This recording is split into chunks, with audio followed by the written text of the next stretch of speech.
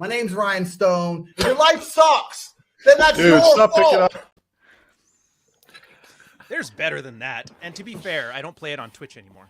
Wait, Tekken's a great game. Nobody should judge anyone for playing Tekken, all right? Even though I'm more of a Mortal Kombat kind of girl, but like Tekken is also great. Well, I'm kind of glad you went in with a Mortal Kombat because I have like this mild fascination with watching the Mortal Kombat fatalities. And I don't play Mortal Kombat at all, but I see them and I'm like, wow, that is really cool. Brandy, what games are good to judge people for? Like, which games are you? I don't know. I get judged for playing Civ, but I don't care. I get judged. There's no. You can't win. You play Civ, you fucking pleb. You can't win. That's All right. so So welcome to Welcome to Cognitive Vigilance podcast. I am here with obviously the lovely. Wait, his Rin. Okay, I'm here with Rin. And Kyle and Ryan Stone. Ryan is kind of how would I describe you? You're not a coach. We know that much. You are Actually, you know who put it the best? Allie, Real Femme Sapien. I don't know if you know her. She said it's more like cultural anthropology of the red pill. I think that's the most accurate way to put it. Like just one of those guys that got the full iceberg, you know? Yeah. So how did you get involved with the red pill? I just kind of want to start there. Oh, military. Tried charging me with espionage one day. What? Yeah. That's the problem. I hate telling the story because it seems so unbelievable. Yeah. Just one day out of the blue, there's like a whole backstory to it, but needless to say, the military tried charging me with espionage, went full Kafka-esque, because I didn't know for 6 months. Just for 6 months, everybody had talked to me like, you know, I was completely like exiled or whatever. And so I had a lot of like anxiety and shit like that from it, and then eventually kind of found my way to the red pill from all the peripheral stuff around it, and then I just kind of got into it and then used that to help me kind of make better decisions to get out of that and carve out a better life for myself. That was really it. Are you sure you're not a Fed? I'm Canadian. I don't even know what that means. Technically, Canadians should be like American conservative pundits. I think that's what we do, like the Steven Crowder thing. Yeah, like. Yeah. Are you a plant? No, I'm just kidding. Dude, I'd be the worst plant ever. Yeah, that's probably more along the lines of like Gavin McInnes and all them. And Ryan, you were actually one that pointed it out to me that like a bunch of these right-wing influencers here in America are all Canadians. Like, man, that is very, very strange. Even like Stefan Molyneux, who's real big back in the day, he's Canadian. Gavin McInnes, Lauren Southern, Steven Crowder, Jordan Peterson. Like, yeah. Yeah. Is there any Wait, American? you think they're all the Canadian plants? Is that what you guys think? Apparently, I don't know how it works. I really don't. It's not that. It's not them with the parentheses. Apparently, it's the Canadians. I'm not going there. Listen, if you pander to the crowd here, you make money. Cross the border. Go to the American. Right. So before we went live, we were talking about whether or not men like tattoos. Obviously, I think this is nuanced and depends on the individual. But you know, and this guy, Richard Cooper, does he consider himself red pill? I assume. He said he left the manosphere recently. And kind of funny, Rich was actually the one who introduced me to Rolo, and then eventually Rolo introduced me to Ryan. Oh, look at that. Yes, that's what the pipeline is. The Rich Rolo Ryan pipeline. Yeah. I'm sloppy third. I just came to the realization why I'm single. Every guy that I'm like, oh yeah, he's attractive. Okay, this is not supposed to be offensive, but I see their wives and they just look like so like, you know, like not like this. Wait, we just know like, Kyle's into that though. You know, like I pretend my tattoos are gone. Dude, I look crazy. Like, that's why guys don't want to wife me up. And I just come to this realization today. See?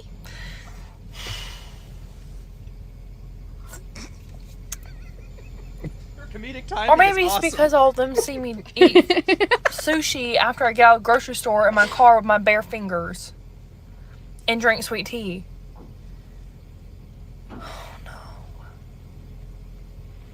Guys, I thought these men wanted, like, you know, big, strong, Okay, why would she ever tough think girls. that, though? She works in a bar, doesn't she? Her personality here is very unbecoming. I don't know. Well, yeah. I feel like all of them are like super girly, and all these guys are like, yeah, that's my girl. That's just like housewife stuff. And I'm over here like, I own my own business. I'm covered in tattoos. I'm a little spazzy, but that's okay. We embrace it. But yeah, I don't think any guy's gonna wife me up because I can't take me seriously. She looks tall. She would do fine in Boston. I think this is You think? I do. You think this is a bad Southern looking. problem? Well, Richard Cooper says another disagreeable boss girl comes to the realization that men don't want women with septum piercings, muscles, and tattoos. We need to stop lying to women and tell them to preserve their feminine beauty and stop acting so masculine, which is kind of funny because Kyle sent me this video of this girl who's like jacked as fuck where he said would, and I was like, honestly, she's like hot, but like personally, I like women. I date women.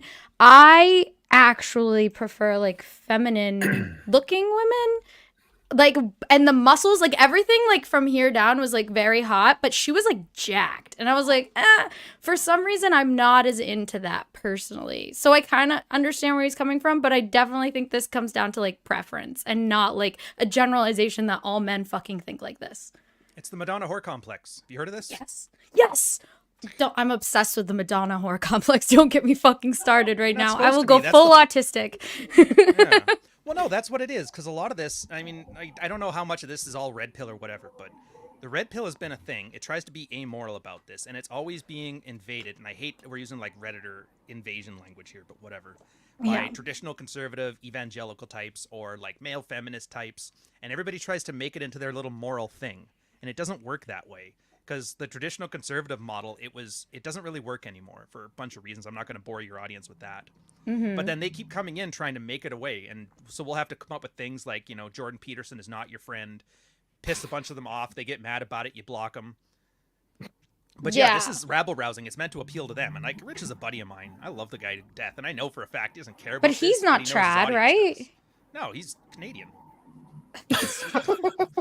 Trads don't exist in Canada? Like, I'm just learning this. Traditional, our country's like maybe 100 years old. We don't even have heritage buildings yet. Hold up there. What the fuck do you do in the snow anyways, man? Like, that's why I never wanted to go to Alaska or Canada. I'm like, fuck, man. It's fucking Yeah, cold. You just drink.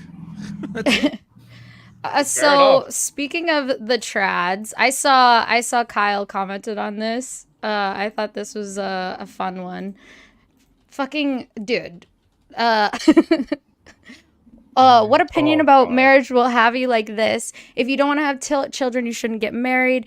Marriage is for sanctification and the creation and support of children. God's design for all women is motherhood. All sex must be procreative in nature. No-nos include, Rin's gonna love this, anal, oral, handjobs, and birth control.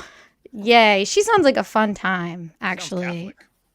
I think she might be Catholic, Yeah, I'm right? pretty sure She's a her trad bias is cath. Catholic. She Yeah. is a trad cath, I'm pretty sure. That's- I mean, does anybody here have I feel like we're all generally past that line. You guys on the red pill side, and even me. I don't think there's. Like I said, these are all moral finger wagging. That's all Yeah. of it. And it's so annoying because, like, what is it about anal, oral, hand jobs make somebody like useful or not useful, make a marriage last or not last, make it happy or not? They're completely tangential to it. And that's Yeah. the one thing you can tell when somebody's giving you these shoulds or these oughts. And the red pill's always been about is instead of ought. Yeah. When Yes. you see this stuff, you just realize it's somebody trying to make religion work again. And it's been, I think it was the best thing is this guy Whisper. He put it the best is that, boomers had the traditional conservative lifestyle. And as soon as the pill came, they gave it up instantly. That's how much they liked it. First chance they got for free poon, they gave it up. And so now that ship is gone. It's 100 years past. The Industrial Revolution has basically killed it.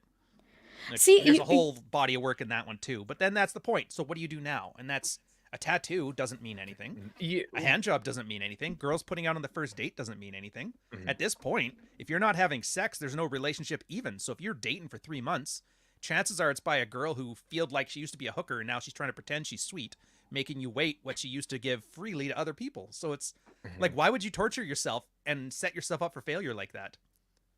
You know, You know one what I thing mean? that I kind of pointed out about that whole post there is that, like, why would you want to put up with a woman like that who gives you essentially nothing in return? Because, like, we're clearly not here looking for a woman that's going to, like, pay our bills and shit like that. Like, we want a hole, as Yeah. crude as that is to say. I mean, So, I if feel like at there first- are people that you know, you still have people coming in who are like, I want to have very like kind of like what was the word? Not sanctimonious, but like it's a sacrament Sanctified? kind of thing, Oh, right? sacrament. Yeah. Sanctified. yeah. Like Or- there's people who want that. It's just Well, they're yeah, harder to but I find now, mean, so they you're- get mad. They're like upset that like everyone else doesn't do the same way as they do. Yeah, but But I they're mean, wearing they're wearing religion like a skin suit's the problem. They're treating it Exactly. like a fetish. Right. So it's no different than those chicks wearing those latex skin suits that they have to put a vacuum thing on. It's just, you know, more culturally appropriate. Well, and that woman, that exact same woman, she made a about. I was hanging out with some of those people. Sorry. she made a post later on that was like, if you want a woman that respects you and was all about, if you want like a trad wife, basically you should convert to Catholicism. And I was like, you think that like you want people to convert to your religion for like women like that? Why else like would that you join a religion? like Yeah. what the Well, like, well, I'm like- just like, it's a horrible reason to become a Catholic. It's because my you whole- just want the trad wives. Like what? my What else whole do they have thing, to sell on it? yeah. My whole thing with that whole thing, though, is that like you're basically posing all responsibility to men without any kind of like, hey, this is what you get from this. Like, hey, you don't get any sex, you get no benefit. You know, you're going to take care of a woman, but she's not going to fuck you until you guys are married, which is already a huge expense to a guy. So, like, what's the upside for it? What's the incentive for guys to go to a church and get married to a Catholic woman if he's not really getting anything in return? I understand there's definitely guys out there who want to wait for their trad wife, but I mean, it's just not realistic at all. Leela I mean, Rose. does I hate Christian Oh, bitch. and Does Christian mingle work? You know, if is there anybody on there? I haven't. But I What are think the only there dating are. apps? What are the I only think dating my apps little on that sisters one? are on there actually. Yeah, We yeah. all kind of, I think we all had our take on this. Yeah, if you truly trust your husband, you wouldn't need the government's permission to be with him. Because she said, if you truly trust your wife, you don't need a prenup. And if you don't fully trust your would-be wife, marrying them is a bad idea. The nature of marriage is until death do you part. A prenup says otherwise. I fucking agree with you, Ryan, on this, because really, like, what that post I made, which was about like, I think a part of what's going on here is that men and women don't trust each other, and that it really comes down to that. Like, I think that basically it's like women want to get married because they don't trust that a guy won't leave them, and men don't want to get married because they don't trust that a woman won't take all their shit when they get married, you know? Yeah. So it's like this weird trust issue. I mean, in my opinion, I just think the whole concept of marriage as legal marriage is just completely fucking stupid because it's an supposed to be a agrarian cultural concept. It has Yeah. no bearing in the information economy. yeah, exactly. And that's not even just like values. That's technical. Here's another red pill thing that nobody ever talks about. The whole reason marriage is dying right now is because of the information economy. Because Elaborate on that if you don't mind. What's that? Elaborate on that if you don't mind. Yeah. Okay, so there's two maturities that you need essentially for like family creation. There's sexual maturity and there's economic maturity, right? How old do you be till you move out on your own, build a family, and when you can start having sex? For women and men, it's about 13 years old is sexual maturity, right? And that's biological. Hey, Rolo. The problem, and now, so when you were just living as farmers, you turn 18, your parents help you build a new house, have a new farm, you can start working and support a family, right? So you tell a kid, look, from 13 till 18, keep it in your pants. And, you know, shotgun weddings aside, it's doable. But nowadays, you have to do 12 years of high school, 4 years of college. Bro, 4 years of college. The housing market is just messed for people. So you're asking somebody from 13 to like 32, keep it in your pants. It's not going to happen. People are going to have sex. And now when the people are having sex premarital, if there's enough of them doing it, it's now normal. So now what do you get married for? You can't have the virgin wife. The whole reason you had that was because in agrarian societies, you had personal property.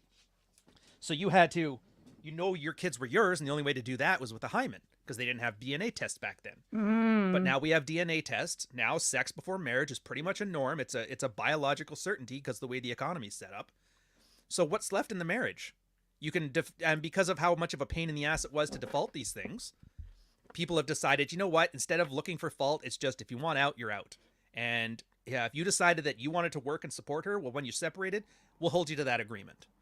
So not only is traditional marriage not useful now from like a moral standpoint from a lot of people, but from a technological, environmental, and a legal standpoint, it makes no sense. Yeah. And if you really want to get somebody in a tizzy, and I'll end on this because I shouldn't be hijacking this, but ask these people who are big on marriage, what is it that a guy gets from marriage that he doesn't already get in a relationship?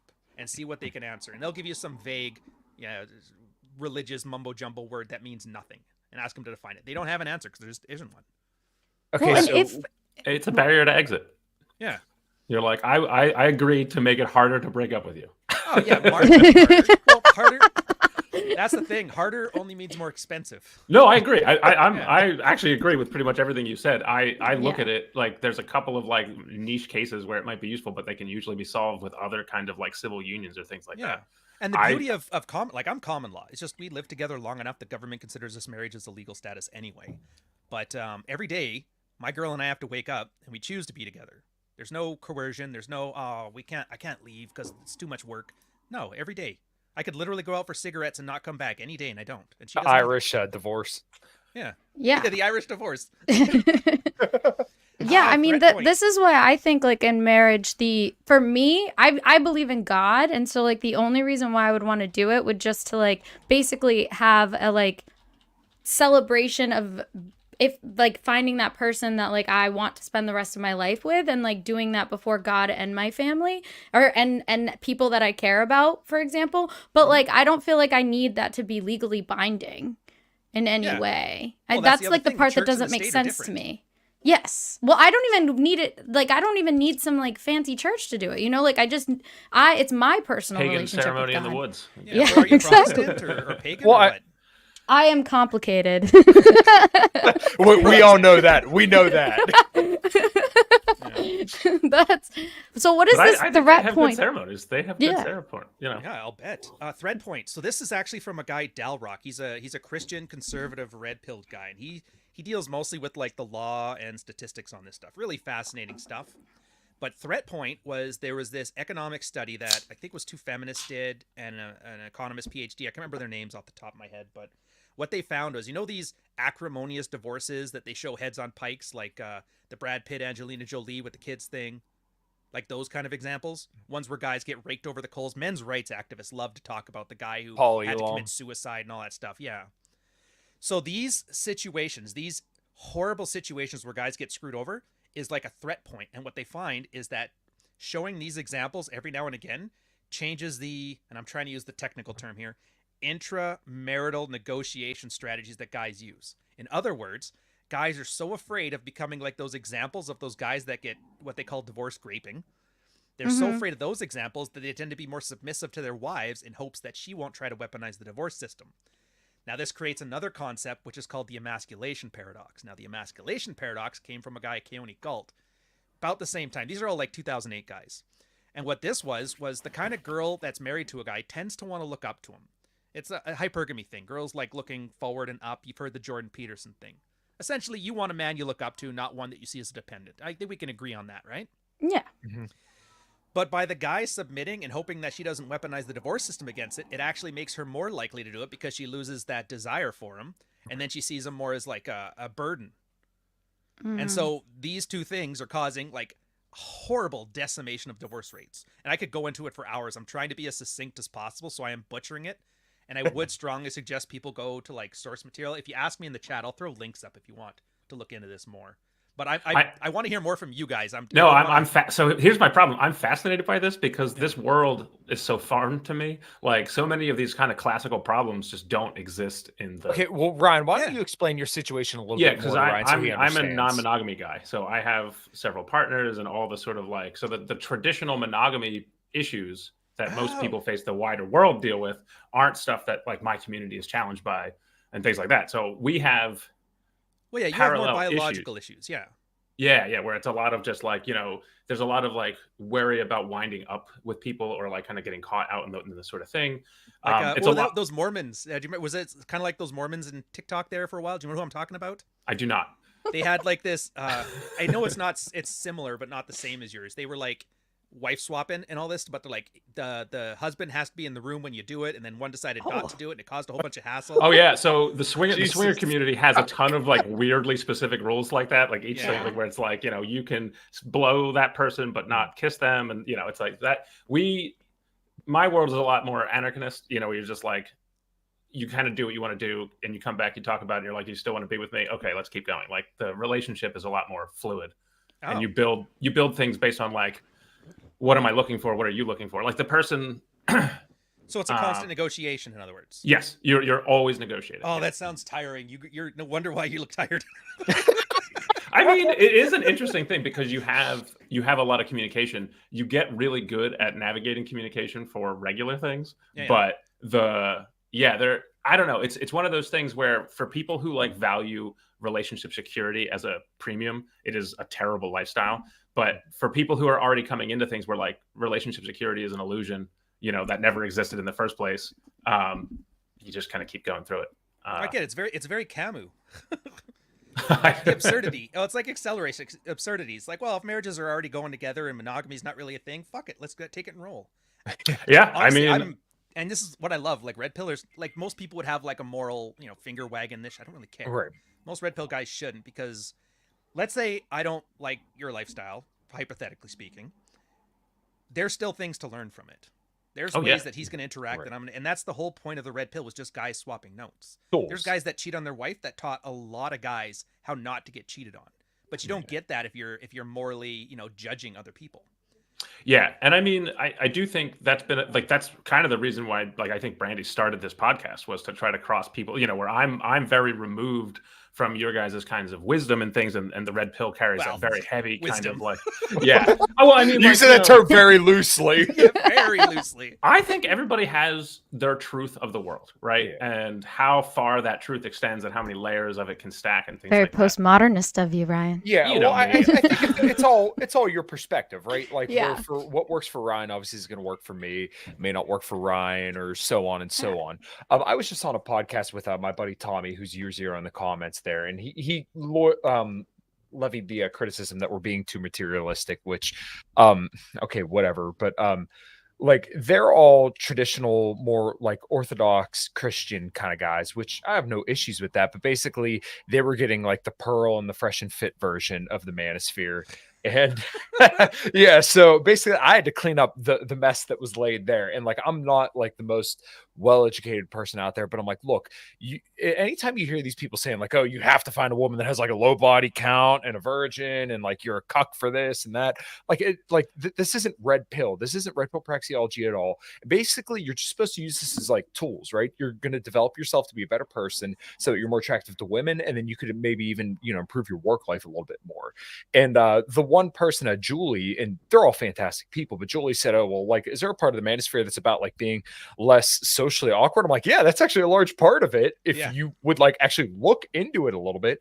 And Ryan, I know you've laid this out in some of your streams, that like some guys find like, oh, I'm actually a little bit more assertive at work, and like, you know, my work life is a little bit better now because I applied these things to work just as well as my relationship life. Oh, dude, every guy, it's always like a 25% raise in the first year.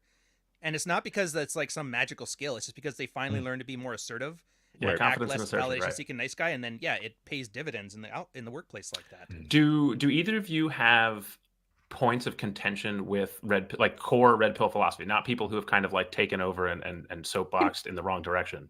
Well, can I just wanted to, because I want to know if this, I like nerded out and went and looked at a lot of links that Ryan sent me, and I wanted to know. So I read the book. I read the book The Game by Neil Strauss like many years ago. It's a classic. I mean, I wouldn't consider that red pill, right? That's just predecessor to it, right? Pickup artist stuff, right? Yeah. So, and then I was looking at it, and I found this. It's How to Train Your Bitch. Actually, it's very interesting, but so a lot of it is guide? It's called How to Train Your Bitch. The Human Sock Puppet Bitch Management Guide. There it is. Yeah. And a lot of it actually reminded me of The Game. Like they talk about negging, and then like complacence testing and all of the boosting. So like I remember when I read The Game, And like I remember when guys would use this stuff on me, and I knew it because I read it, and I would be like, "Don't worry." Poorly. Yeah. I- Okay.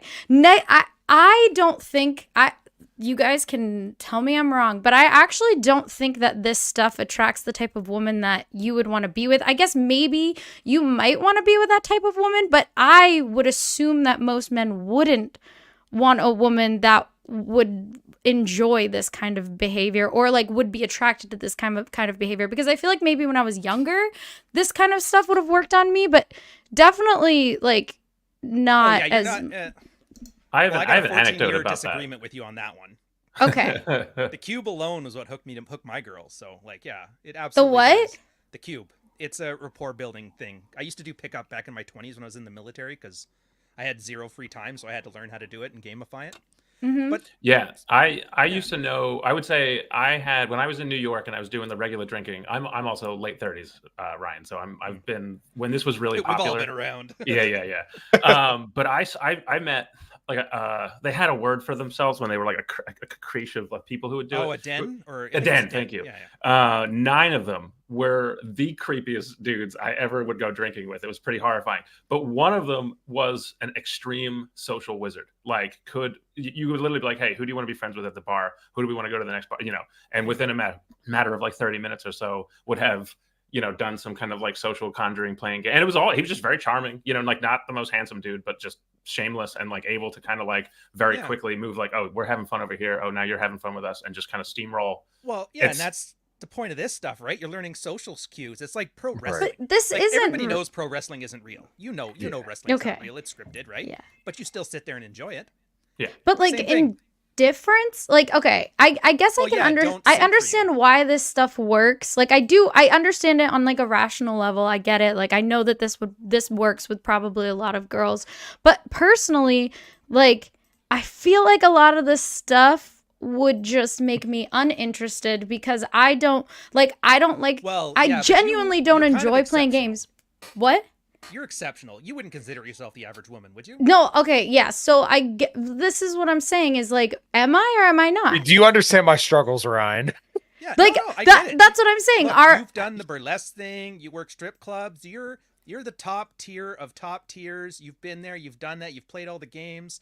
You're a little older. You have more experience. Like, of course, this isn't going to work on you. So, are you basically saying that? You basically would have written this game. So does this require naivete, like where it needs people to kind of have like so? No, I'm actually really just flattery. I'm super interested because it wouldn't be very hard to find a document in the kink sphere that would say how to train your bitch.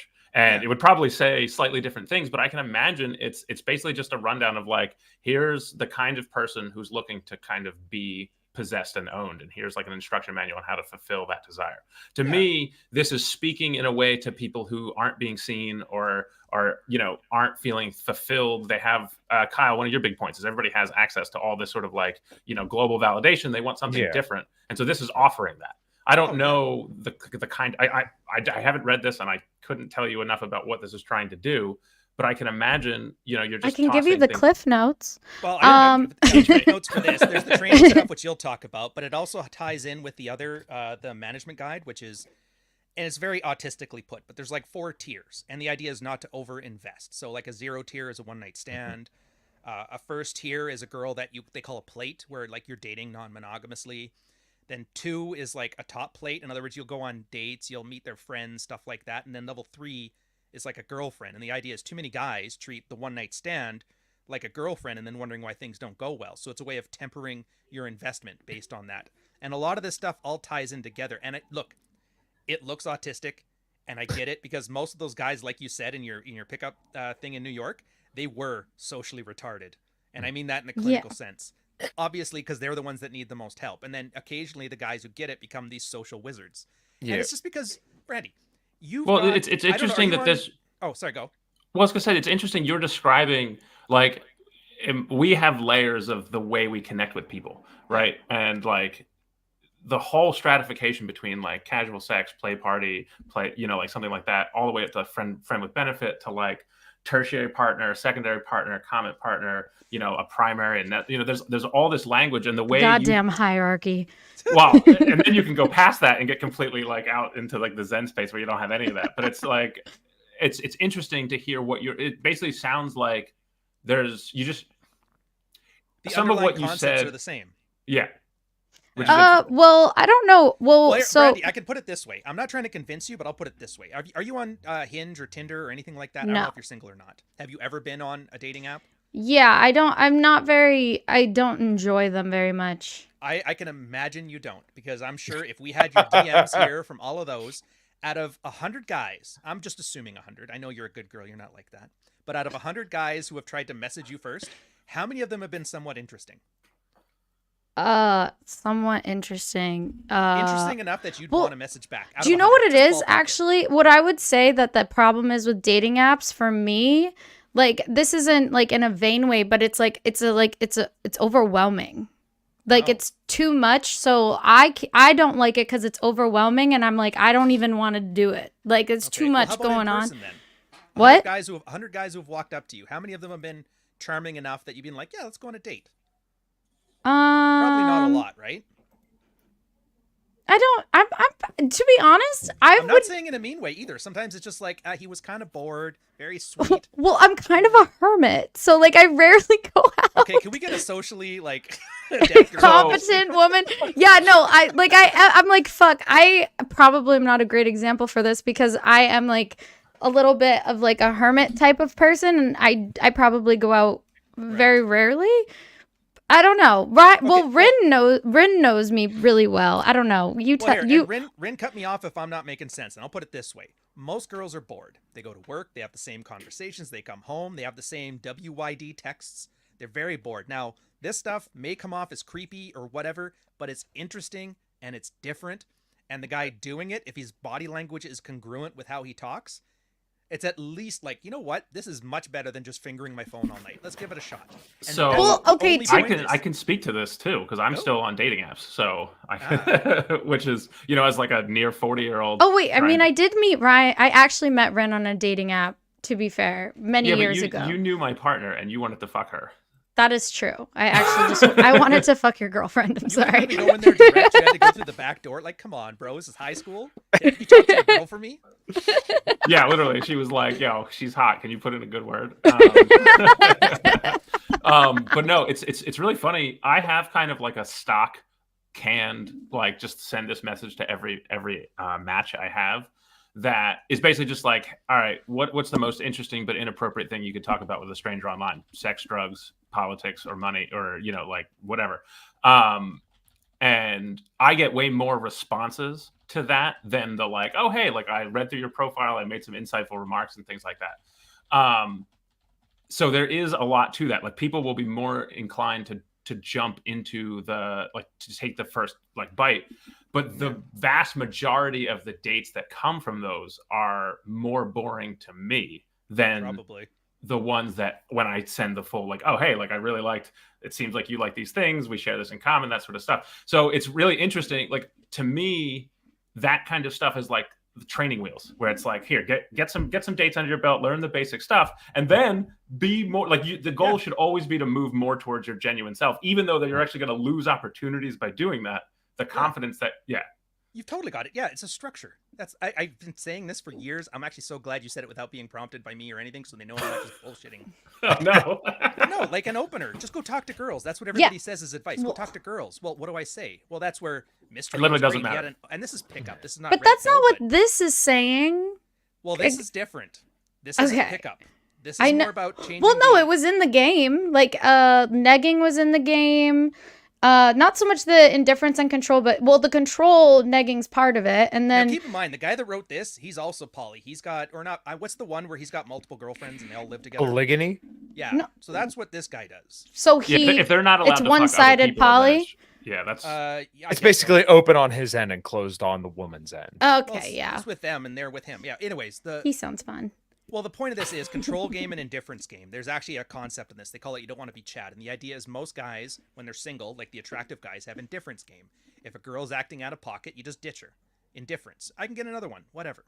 Control game is once you can't do that anymore. If you decide to get married, or if you live together, or if you have a kid together, you can't just kick a bitch to the curb because she looked at you side-eye.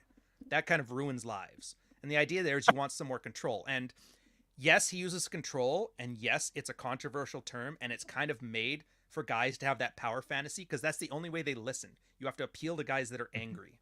That's why it's called negging. That's why it's called dread. They don't use these terms because it's accurate. They use these terms because an angry guy will listen to that before he listens to some very tepid but accurate term. Well, it's a form of manipulation. I was going to ask what positive degree base. of manipulative is this? Like, Yeah, is well, It's pretty fucking and manipulative. this is kind of what. Yeah, this Control is kind of game is why. boundary enforcement, ultimately. And boundary enforcement isn't about controlling what other people do. It's controlling how you react to boundaries being crossed. I'll agree with that. That's very standard. Robert Glover, Manuel Smith. This is top 2 books of the Manosphere. Even before Rollo Tomasi and the Red Pill is this stuff here.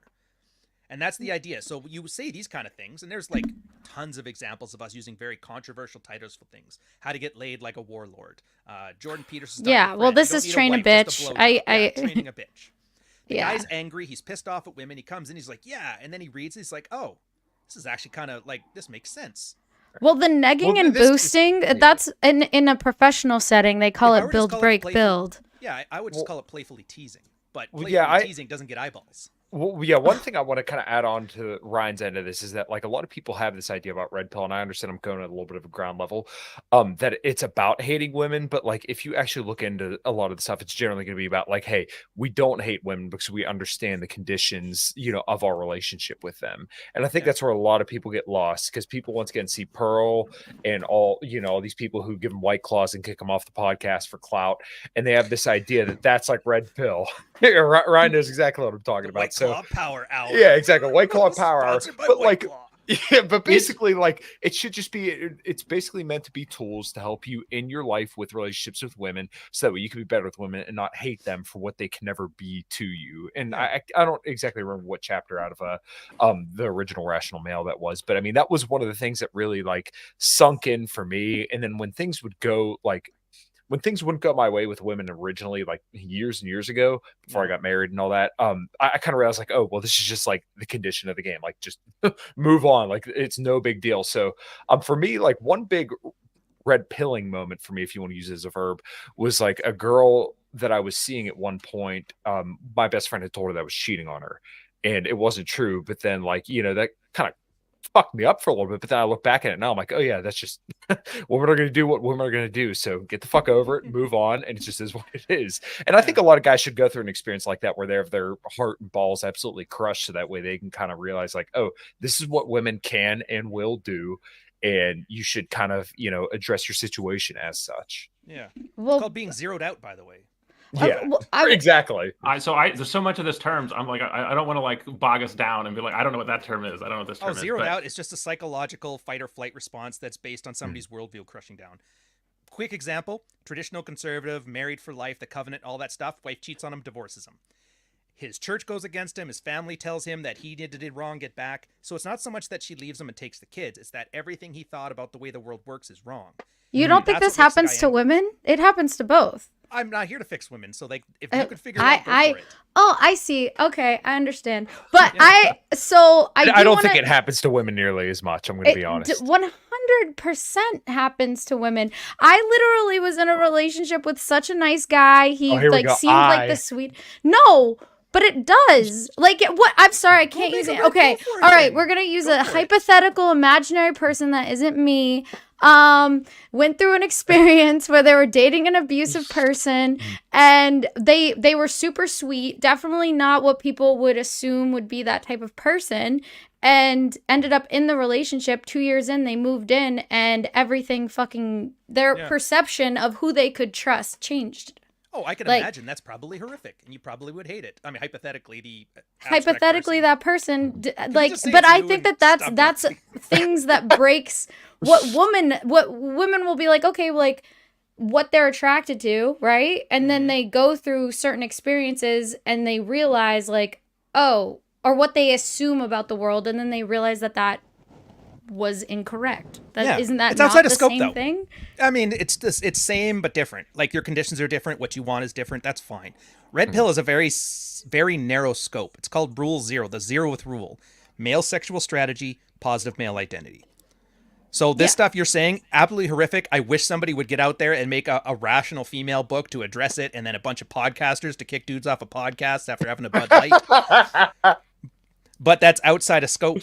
And that's why that's like usually the first way so you people don't try think to... there could be a alliance between No. strategy or between Really? men See, and women in this way? I almost I think if disagree you with welcome, I think if you welcome women into the space, it would get ruined. I'm not trying to be red pill, all right? Like, fuck. No. This is not what we need. It's a fundamental way men and women interact. There's another guy who's back from like the 2008 era, Ian Ironwood. He was a psychologist for, I can't remember which porn company, Brazzers or something like that. Anyways, he talks about it in his article, The Swing Set of Solipsism and the Male Social Matrix. So guys, generally, when we organize, this is a bit of Peterson type stuff, but when we organize, we tend to organize around a thing. So the red pill, male sexual strategy, positive male identity. That becomes the thing, and then we have like a small hierarchy based on who serves that purpose better. Now, if you add one girl into this mix, a portion of those guys will stop treating Rule 0 as their MO, and they'll start trying to impress the girl. And this is the part that's the worst, because like women invading spaces, it's not even you ruining it, it's guys ruining it. We know our limitations. So one girl comes in, a portion of guys will try to impress the girl and not try to do the mission. And then the guys will fight with him over it. Add a second girl, the girls will fight amongst each other over who gets more male attention. But as soon as somebody goes like, why are we fighting over these girls? Why aren't we focused on the thing? Yeah, exactly. Those two girls will team up, get those guys kicked out. And this is how these spaces kind of... And that's what this is about. Halo 3. That was my shit. Yeah, exactly. And so we just, from the red pill, we understood then this dynamic at play. We've seen the men's rights advocates went this way. They started bringing in female allies, and then females started running the space, and then MGTOWs, men going their own way. That's what the going their own way was. They were leaving the MRA because it was invaded by chicks, and everything had to be feminine approved. That was how those guys got through there. So... And Red Pill's had an example of this too, by the way. Athol K., writer of Male Action Plan, had the same thing. He fixed his marriage with his wife. He started running his married man sex life primer forums. A lot of guys working on their marriages. His wife came in because he's like, dude, our marriage is great now. Why wouldn't you help me run the business? She brought in a couple of her friends, and it got to the point that everybody who was useful got kicked out. And then they ended up being like soccer moms, and there was a mass exodus of guys. The business tanked. Athol got a heart attack, and they ended up foreclosing on their house. And this is all because of a wife that he loved, that was great to him, got invited into the male space. So we just know it's like guys can't be trusted with girls in our male space. Yeah, I mean, you can see this. Okay, so like real quick, I'm sorry to cut you off, Ren, but like when I worked in a shop that had one girl in it, it's amazing how that dynamic kind of works, because you will see guys trip over themselves to go help the girl, and like we're all flat rate technicians, so basically that means like whatever job you have and whatever the job is quoted at, you get paid for that. Guys would trip over themselves to go help that one girl who really wasn't all that attractive. She was covered in tattoos, by the way, which is kind of funny. Midwestern 7. They would trip over themselves to go help her out or do something for her. So it's just really interesting when you see that dynamic play out. And you could see a girl who's like a 5 walk through the shop, and every guy would like stop and break their neck. Yeah. I'm just thinking about when I was... Wait, sorry, Ren, what were you saying? No, go ahead, Bray, but I'm going to take some time on this. There's a lot here. Okay. No, well, I cut Ren off, so it's... I was going to say, yeah, if you want... So when I was a manager at the strip club, I was the only female manager, but it's obviously different because there was a lot of women as well. But I'm thinking about like being the only female on the management team. You're right, it's good. And I'm like, I don't know. With the... Yeah, it's like an all. I understand, because I do think that this is with the gaming thing that I just brought up. Like, I do think that this is somewhat true. But like the men but there's a certain percentage of men that get meaner to you, and then a certain percentage of men that get nicer to you when you enter the space. But that's the problem, is it's all becomes about you instead of Halo 3. Okay. Well, I didn't feel like that actually happened when I was a manager, but that's probably also because they were distracted by other strippers. Some of those guys probably felt like they didn't have a chance at all, so it's better to be just pissed off and then dismiss you offhand rather than actually deal with, you or what the situation is, the strippers or whatever. I'm gonna jump in now. Yeah. Is this basically like what we're talking about? A bunch of immature people kind of high schooling each other. Like I've seen environments that were very male dominated, and then an influx of women of the same space, and that what we're describing not happen in the same way of what you're talking about. But Well, yeah. Oh, sorry. Go finish. I don't want to cut you off. No, I mean, my professional career is very science oriented, which has correct answers, which is it's hard. It's an unfortunate thing because in my experience, a lot of the time, like when you have the right answer, you can prove it, right? And you're like, I'm right. And then everybody, like, it doesn't matter who you are when the right answer shows up. A good scientist will rally around that. It's almost every other space. It's so much more kind of vague where people are like, that might work, but I feel like my idea is better, or that kind of like social hierarchy gets a lot more like entangled. But the way you're describing it sounds like this isn't people who are like, it sounds like it's a group of people who are not self-actualized, who are like, I don't know how to respond in this situation, and they're getting lost. Yeah, no, I get what you're saying. And part of it is that, like, it'll be more sophisticated if people are more mature about it. But what you're referring to now is the difference. Athol K talks about this in Married Man's Sex Life Primer as well. There's always a book for this stuff. It's the difference between informal and formal hierarchies. So formal hierarchies are, like you say, dealing with the cops, dealing with the judge in a science workplace where there's a right answer. There's rules, it's a hierarchy, and everybody knows what the rules are, and they're all playing by the same rules. Works very well. Guys thrive in those kind of spaces. Relationships, on the other hand, or informal spaces like a red-pilled space, are informal hierarchies, in which there's no rules. It's like playing Calvin ball. Remember Calvin ball, Calvin and Hobbes? You kind of can make up the rules as you go. There's a lot of like subtle power games, and they're subconscious. They're just part of human nature. And this is where this stuff tends to manifest more in the way that we're talking about here. Because if relationships works as a formal hierarchy, and that's what a lot of trads want, women do these roles, guys do these roles, and that's why a lot of their stuff seems off-putting. They're talking about their relationship the same way you would talk about your workplace at the research factory or whatever you call it. But you don't fuck your. But yeah, typically you don't fuck your boss. Yeah, but, I mean, do you?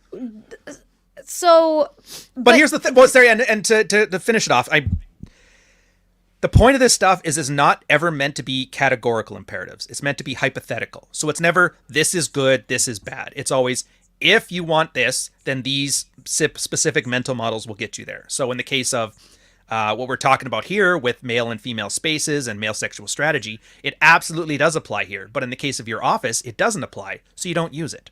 And that's kind of where I find the red pill shines, is that nothing is meant to be taken as fact. Nothing is meant to be taken as the all-time perfect truth. Everything is conditional on something, either a goal you want or an environment you're in, and it's up to you to use your damn noggin to tell the difference. And this is where a lot of fresh and fit shit goes wrong, is that they always just say the same shit. So and they don't think about it. Real quick. I like fun. Go ahead, Kyle. I think one thing that Ryan, I've seen you laid out recently was kind of think about like women and different things in the abstract. And I think that's kind of what you're getting at here, is that like a lot of people view relationships or women in the abstract before they're even like obtained it. Yeah. Oh yeah, like destinying the relationship. I should make that a term. Yeah. Well, let's go. Go ahead, Brandy. It's Rin's turn. It's Rin's turn. It's Rin's turn. So, is there? I'm passing my compliance test. Is there not good enough apparently? Which red pill is playing to like a lowest common denominator, and there's aspirations beyond red pill. Like, would you say that there are people who will like kind of like graduate from red pill like thinking? You should. You absolutely should. It's take what you want, get the fuck out. This is the worst cargo cult ever. You're not. The fact that I've been here for as long as I have shows me that I'm an idiot. Like that's how bad this is supposed to be. But that to me, that kind of messaging is like, listen, like the assumption is you're coming in kind of like socially useless, and we're going to teach you some like parameters, and then you should learn and understand human interactions and kind of like get to a point where you can communicate without having to like rely on rules that are manipulative or whatever the case may be. Like I'm trying to understand the hate that the red pill gets because I don't know enough about it. Who cares? It's because the clown car. It's because everybody wants to use it. They want to wear it like a skin suit to parade around and clown people and get a whole bunch of followers, get everybody riled up, get everybody talking about them, and then ditch it when it no longer serves them. This is why every couple of years people do the political cycle. They'll go all in on Trump or the parentheses them, and then go back to red pill whenever it's convenient, rather than just choose one thing, stay in your lane, and shut the fuck up. Oh, dude, that's the one greatest thing about an American election year. Everybody shuts the fuck up about red pill for like an entire 16 months. It's awesome. It's awesome. Yeah. I wanted to bring up an example of someone using game badly from when I was a dating consultant. I might have brought it up to other people. They might have heard it before, but I was with a client who was like a pretty wealthy, like Indian dude, and we were at a bar, and how he would use, he would do negging, right? And his negging, I bet you. So for example, I could get him into the conversation. So like that was my job. I was a dating consultant. So I was a professional wing woman. So part of my job was helping people like enter combos. Like I was basically like the mediator. Woman. Yeah, I was a wing woman. I was just getting people into the conversation. Yeah. And I would get him into these conversations. And one of the examples of him using what you're like this strategy badly was he was talking to this girl and he's like, let me buy you a drink. And she's like, okay. And she was like, can I get a Jack and Coke? And he was like, don't you mean Diet Coke? And like, obviously that would like like maybe if he was saying it in like a joking way, maybe that girl would have like taken that a little bit better. But but the delivery was absolutely fucking horrible. And she immediately was disgusted and walked away from him. And I was like, but that's an example of like this advice kind of being taken in a bad way. But I also have a hard You know what? You give a retard anything. You give him the golden goose of seduction, he will screw it up. You can't lowest common denominator it like that. I think negging is the golden goose of seduction. I don't know if I mean, you give him a magic wand, like sprays pussy out the end of it, he will fuck it up. Some people are just that bad. Yes, and the lowest common denominator instruction, you just can't. You just have to let them go. You're like, if it's not this, he's gonna fuck up doing something else. That is exactly the point I've tried to make to so many people when they talk about really anything. Like the people who hate women that you see talking about body count religiously or just clowning women at all times. Those people are gonna hate women. They didn't need the manosphere's position to hate or permission to hate women. Like some people are just natural fuck ups, and you give them fire, and the first thing they're gonna do is burn themselves with it and then blame you for it. That is exactly what some people are going to do, no matter what you, even if you lead them directly to what you want them to do, they're still going to fuck it up. And that's just the casualty of a society that we're going to have no matter what. And the funny thing is, the kindest thing you can do to those guys is you assume they have agency and treat them like adults and let them learn the lesson the hard way. Honestly. Well, no, like in military did that. It was always lowest common denominator. When I had to teach at fleet school, it was like, who's the stupidest guy in your class? I'm like, that guy. And they're like, teach to him. And then everybody else is bored and they hate life. And it's ridiculous. And then those guys will he still screwed up. He stabbed a cabbie, went to jail. It's like, I can't fix that. I do think we do a bad job of helping the lowest common denominator. Like there's a curve where people kind of have it figured out, and talking to women and like going out on dating and things like that is very easy. You're like, I don't understand how you're not doing this. And the people who are on the other side of that gulf are completely flabbergasted by it. It's like, it's inconceivable to them. And when they mess up, a lot of the time you just get ghosted, or, you know, you're not getting any feedback. You're not learning enough, and you're learning like the wrong lessons. And I actually think that's something that, like, I guess people on my side of the world, because the women in my community are not necessarily kind to people who approach poorly. And I thought negging didn't work. No. Well, I'm joking. In my world, like negging is something like I'd like to see dating without negging, because you got to tease girls though. So that's so much fun. I agree that playful teasing is fun and good, but doing it cold to people you don't know and missing the mark probably does more harm than people who are good at it doing it well. So you got to read the room. Compliance testing is all about making sure that the woman will be compliant to you. Well, no, it's confirming signals. Here's a good example. Rolo, he was in the chat here. He used to have this one back when he was playing in bands in LA in the 80s. He was like, I got to go play a set. Hold my drink for me. He'd go play a set. The girl would hold his drink. If he came back and the girl was still holding his drink, he's like, I'm in there. That's a compliance test. Wait, and but if that's she wasn't being into him, a nice, like a considerate person. Yeah. No. Well, no, if you weren't into him and you didn't want to sleep with him, you probably wouldn't hold his drink. No, I would. I would still hold their drink. If they were like, please hold my drink. Okay, I'm sorry. Not like, so we can't. To Ryan's and Rolo's point, I've been in a band for years now, and that does work. I swear to God, it works. No, like, I'm sure, but do you know the Ben Franklin effect? No. Okay, it's the Ben Franklin did this. He found if he wanted to make a friend, he used to think maybe I give them money, give them stuff. He's like, no, he asked the guy, can I borrow a book from you? and the guy would lend him a book. And then he realized that the guy lent him a book would be like, well, I lent him a book, I must like him. And that's how he would break the ice with people. They call it the Ben Franklin effect. That's the point of compliance tests. Well, that's is that not I what give this you- says the point of compliance test is. Don't worry about what that says. Okay, Nothing so here that's is to be just... taken literally. Okay, so don't listen to what it actually says. Well, listen to it, but Trust your don't own listen eyes. to it. Trust the eyes of the. Yeah. Well, honestly, for everything, you read it, and if you can't replicate it in your own life, it's functionally useless to you. Okay. That's all you have to do. That's all you have to do. That's why everything here can be contradictory, or maybe that doesn't make sense. Maybe a guy who's pissed off and angry at the world, that would work well for him. He reads that, he tries it out, realizes it doesn't work. That's not here nor there. But that's the point of a compliance test. If we're dating or we're talking and you're, I think he's cute, I might see him later, and I give you like a small compliance test. Hey, I could do this as a way of gauging your investment in me. I think I do this to people. You probably do. You definitely do. You do it all the time. Do you know how much red pill stuff is just taking female sexual strategies and applying them to male sensibilities? Just naturals, right? Isn't that like Yeah. the whole No, basis I with know, people but who I are don't think good at dating? no, I think I do that to people, but without Naturally. realizing it. Yeah. Like, for sure. Like, there was a guy I was talking to, and I asked him to... I've literally done this before. But, so... Yeah, for you it works, but for us it's No. controlling. I get it. Now I understand. No, now this... I made the I connection, understand. okay? I made the connection. I put the dots together. It makes sense to me now. It makes sense to why it would be... But now I feel like even me doing it is flawed because but then I'm also, speaking anecdotally about myself, which all women fucking do for some reason because we're obsessed with ourselves. Like, I'm thinking that, like, even if I wasn't interested in the guy, I feel like I would have probably held his drink, and then I'm giving that guy the wrong impression.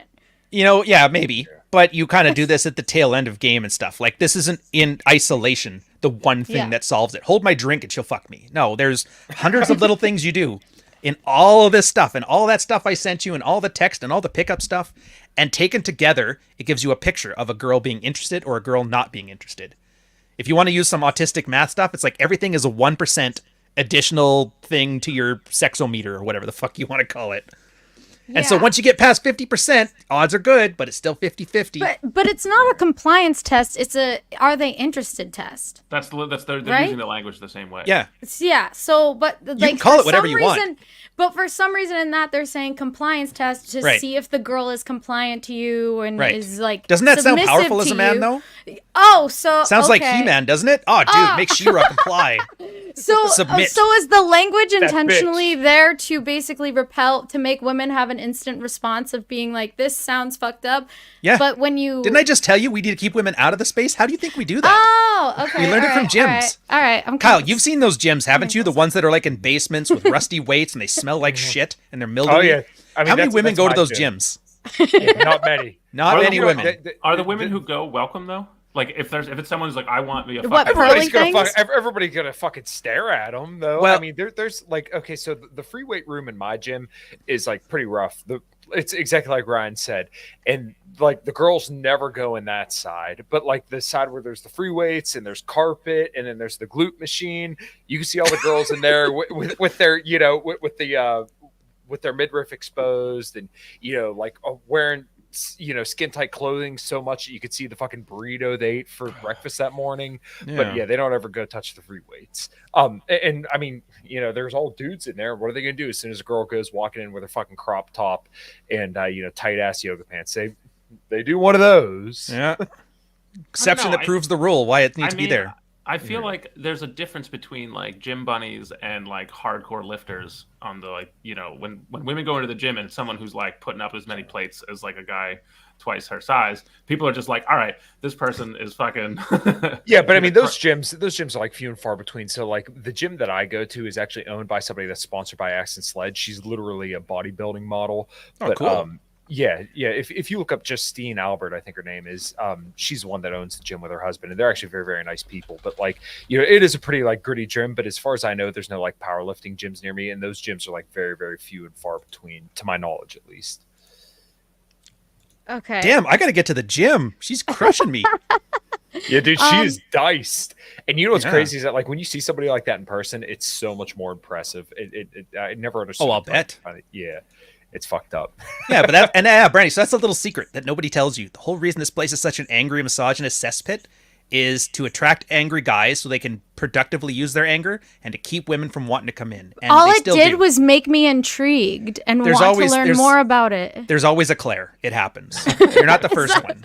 Well, Claire was actually Claire and Kate were the two that I remember, because I think you asked that, Rin, about what happens if a girl comes in. And I know you were talking about the gym, but same thing here. We had a girl, Kate. You probably see her on Twitter all the time, too. Deads and Sushi is her Twitter handle. She came in all the time, and guys liked it. She would talk about working out. She worked out a lot. So anytime a guy was I know sloughing what at you're the gym, talking about. Okay, yeah. But then as soon as that guy I told you before that was cheating on his wife and telling us all how to avoid getting cheated on by your wives, she and him used to fight. And so we eventually had to kick her out because she couldn't keep her moral thing out of it. So you Claire, do on the kick other women hand, off the podcast. Yeah, exactly. But I mean, Claire was another one. She was more like you. She was just a bookworm, and she got her fiance, a New York guy, cheated on her. She left him. She wanted to figure out why. She got involved, and she read everything. But she was quiet. She never said anything. She found herself a new fiance with this within a year, got settled down, married. They probably have kids right now. Danny, California, she was also on Twitter there for a while. There's always girls that kind of find their way in there sneaky like, but they kind of the good ones always understand that you're there as a guest. Don't bring your damn emotions in, and then everything tends to work out fine. Yeah. If that answers your question about like what happens when a girl comes in. But as soon as a girl comes in, starts running her mouth about this, that, it's just like, no, you got to go. Well, it's because we as guys don't typically try to chase those women around with hard-ons, if we're not looking for something from them. That was the one tweet that you said the one time. I can't remember what the hell was going on, but a whole bunch of people flocked to it. And you said, look, I don't chase you around with an erection, so please don't come at me with your emotional bullshit. You know, verbal intercourse is optional. Yeah. That was...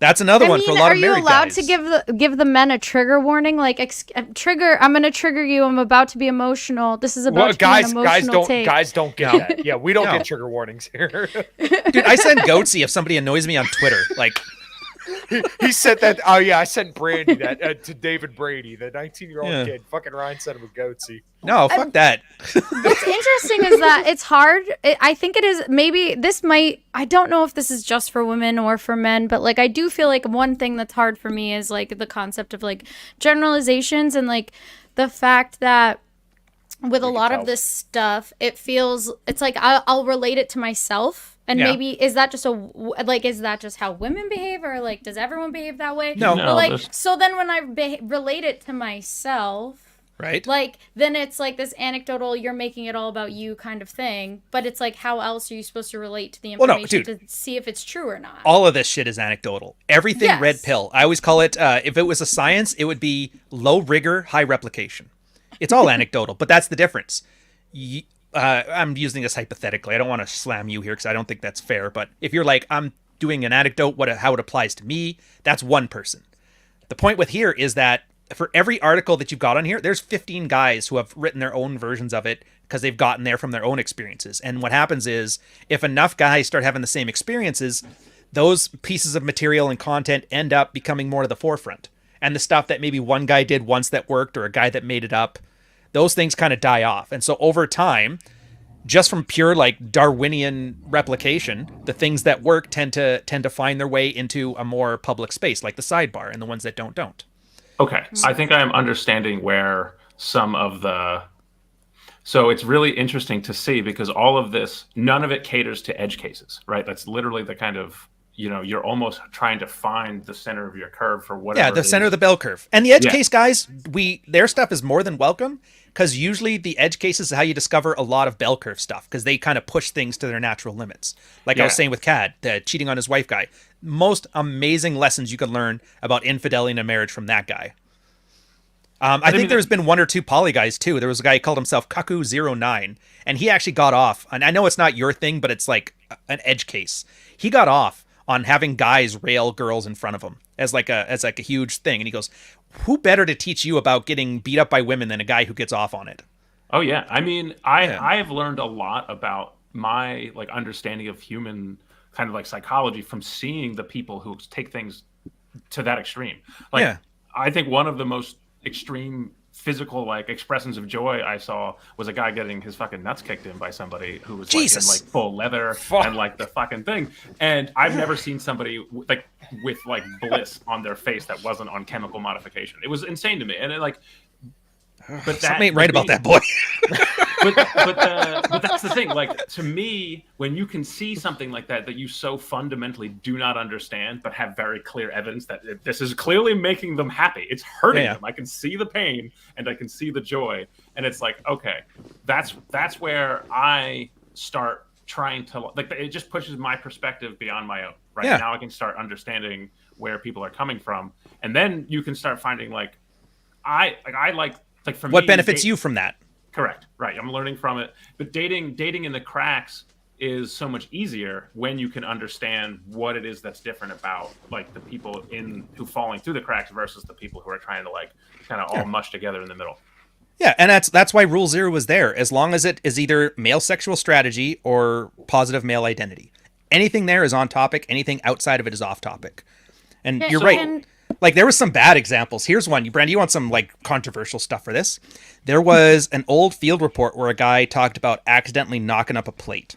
And he was suggesting you can take Plan B pills, crush them up, putting it in an orange juice the next morning. Oh, gosh. Obviously highly illegal. Yeah, okay. Yeah. Highly illegal. You're not allowed to do it. But once that came out and everybody points out this is illegal, and illegal activity is not a good sexual strategy because there's no vagina in prison.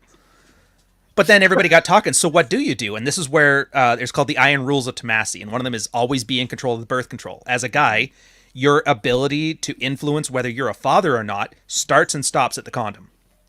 That's it. If you leave it up to a girl, it's possible she can slip one past the goalie, forget her birth control, take a Plan B. That edge case of like people taking condoms and throwing hot sauce in it, like those scare things. But that's how these things happen. You start with a very, very fucking horrific thing, definitely illegal. And eventually guys start swapping notes about it. No, you can't do that. That's illegal. No, you can't do that either. Well, what can you do? I was like, well, then you find out they abide all by you the can do. law. You can tell they're not libertarians. Yeah. Well, I abide by the cops not busting my ass. I'm in Canada, man. I'm on Canada and I can drive a truck. That's like that's the underclass. So one thing because I've like nerded out on some Rolo stuff, and I agree with some of the stuff he says. I will say one thing that I don't agree with, and maybe this is, and women are utterly incapable of loving a man in a way that a man expects to be loved. Yes. But I guess it's hard for me to. I guess I can't say how a man expects to be loved. Sacrificially, unconditionally. Yes, I do. Yeah. Well, okay. You don't love a guy unconditionally. No. Yeah. Well, that's the thing is that like I think a lot of guys when they expect love, they want it to be unconditional appreciation at all times. They want to feel like they're being validated for the work that they put in to, have the relationship that they have. And I don't think they ever understand that like a woman is not capable of giving that to you in any capacity. Like you may get that tangentially, you may think that she's trying to do that for you, but a woman will never fundamentally. But this says that men are capable of this unconditional love, but women are not. Yeah, we're built to sacrifice for women. That's how we've survived as a species. You don't think that women ever sacrifice for men? Not the way that we did. In the center of the bell curve, like it is a good rule of thumb to assume that you won't and that you can't. There may be an edge case exception. Okay. Yeah, if you find the one example out of 10,000 that can, fill your boots. You're more than happy to say she's the exception, but most of the time you'll be better off. This is one of the things where like the way we're looking at this is like this is almost feels like semantics to me. Like probably. I feel, you know what I mean? Where I feel like women are willing to sacrifice in many ways, but they're the ways that stereotypically men are not valuing, and then the ways that men are doing all these things and the way they're valuing their own sort of contribution to the relationship are not being. So to me it's like however you get there, right? Sure, right. But I don't know. I mean, like this is one of those things where the way you speak, Ryan, I appreciate because language is so confusing, right? And it's all these sort of things you have to build your own sort of thing, but the internet especially, like when people get canceled, it's because they are holding you to the letter of the word. And it's like the language is messy and convoluted. And like, a lot of people just say shit and they don't actually believe it. They just say it for clout. And I think that's what gets you in trouble more than anything. For sure. I find Jordan Peterson was right. Just don't lie on the internet and back up what you're willing to say publicly. Gets you real far. Okay, unconditionally, but one example, maybe 1 in 100 million, will stay with a man who's out of work for more than a few months, even less after 1 year. That alone adds a condition. You know what's I don't funny agree is that with this. What about Well, Conor why do we have to McGregor? argue? Why do we have to argue about these edge 1 in a million cases? The point of this it's is not the average will it- guy. Yeah, and the point of it is, are you going to make better choices as a man if I assume you don't act sacrificially or unconditionally with your love towards me? Not you, but like the royal. But I think that, but see, that's the thing. I think that's personal responsibility. Like, at no point should you you should know that everyone is fallible, right? Yeah. Like, that is the world we live in. I don't understand. Well, it's not. It's the world you live in. It's not the world that the guy lives in who needs to hear this. That's the problem. I see. I understand. It's all about will he make better choices with this mental model in his head? And that's the whole point of a mental model. But isn't there a percentage of men that aren't making better choices because? Oh, of there's a this huge information? percentage of men that make horrible choices. If it's from the information, it's the same as your Indian guy that you were winging for. Some people just will fuck up no matter what you give them. So let them burn. You can't fix stupid. But what if it's a higher percentage than you think? What if it's a lot? What's it matter? Especially when they're younger, Well, because is if there a they're point? young and they don't know There's anything. there's only so much you could do. I want to pull up my Polyev eating the apple here. Which guys? Name them. I'm What actually names? considering younger guys, like literally. For example, that video of Sneeko I showed a while ago where he had literal 10-year-olds, with literally these 10-year-olds being like, fuck women, and obviously they're internalizing this information in a very negative way. And I'm not comparing this. Did you just neg me? What? You just brought up Sneeko and Red Pill as an example. Are you trying to neg me? Sneeko's a fucking retard. Do you not know this? Yeah, well, of course. He has but no these idea what kids he's doing. Consider Sneeko and Andrew Nailed it! and whatever podcast Red Pill. So, because you don't, So doesn't because mean everybody that is- these other people consider Whatever that is is not what Red Red Pill is. So if everybody is stupid, that means I have to accommodate that? No. You don't, No. but don't you have to worry about how this information? They Matt got Walsh their calls himself Red Pill. No, He's on but Daily they- Wire. well, Who gives a they fuck? use Candace Owens those called words herself Red differently. Pill Black for the long. They're time. using Red Pill in a different way, obably. But Okay, what So I'm we're but Tate that's and Sneeko. No, So but they mention people like Rolo, Pearly Things that says Rolo is one of her inspirations. These people are bringing these red pill influences. Well, if up Pearl in said it, then I conversation. guess we better start apologizing. No, what I'm for saying it is that now. they're saying this is where their source is coming from. Right. Rolo, And they're stuff. lying grifters. It's maybe they'll quote some shit that sounds good for a soundbite. They don't care. But why do we have to? Why do I have to apologize, or Rolo has to apologize for fucking You don't. Andrew Tate? I just mean in general. The whole point you're bringing this up. What do we do about the young boys? Because Sneeko's leading them astray. It's not my brother's I keeper. have a thought. I have on no this. control over what Sneeko does or what he lets his girlfriend do while he sits in the Lincoln Jesus, chair. I have no control over that. If you give it another week, Sneeko will be pivoting to something else. I mean, Yeah, isn't he on always does that. Islam now?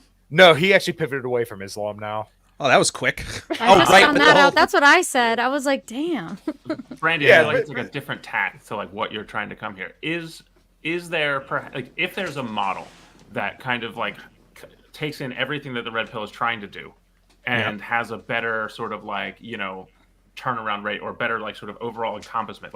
You spoke very specifically about the narrowness of red pill and the way that it works and how many people are not succeeding with that, or that's off the sort of beaten path, the purpose of it. If there is a model that exists within that framework but is more encompassing and has a better success rate, whatever that might translate to by whatever metric, is there a responsibility to try to aspire to that?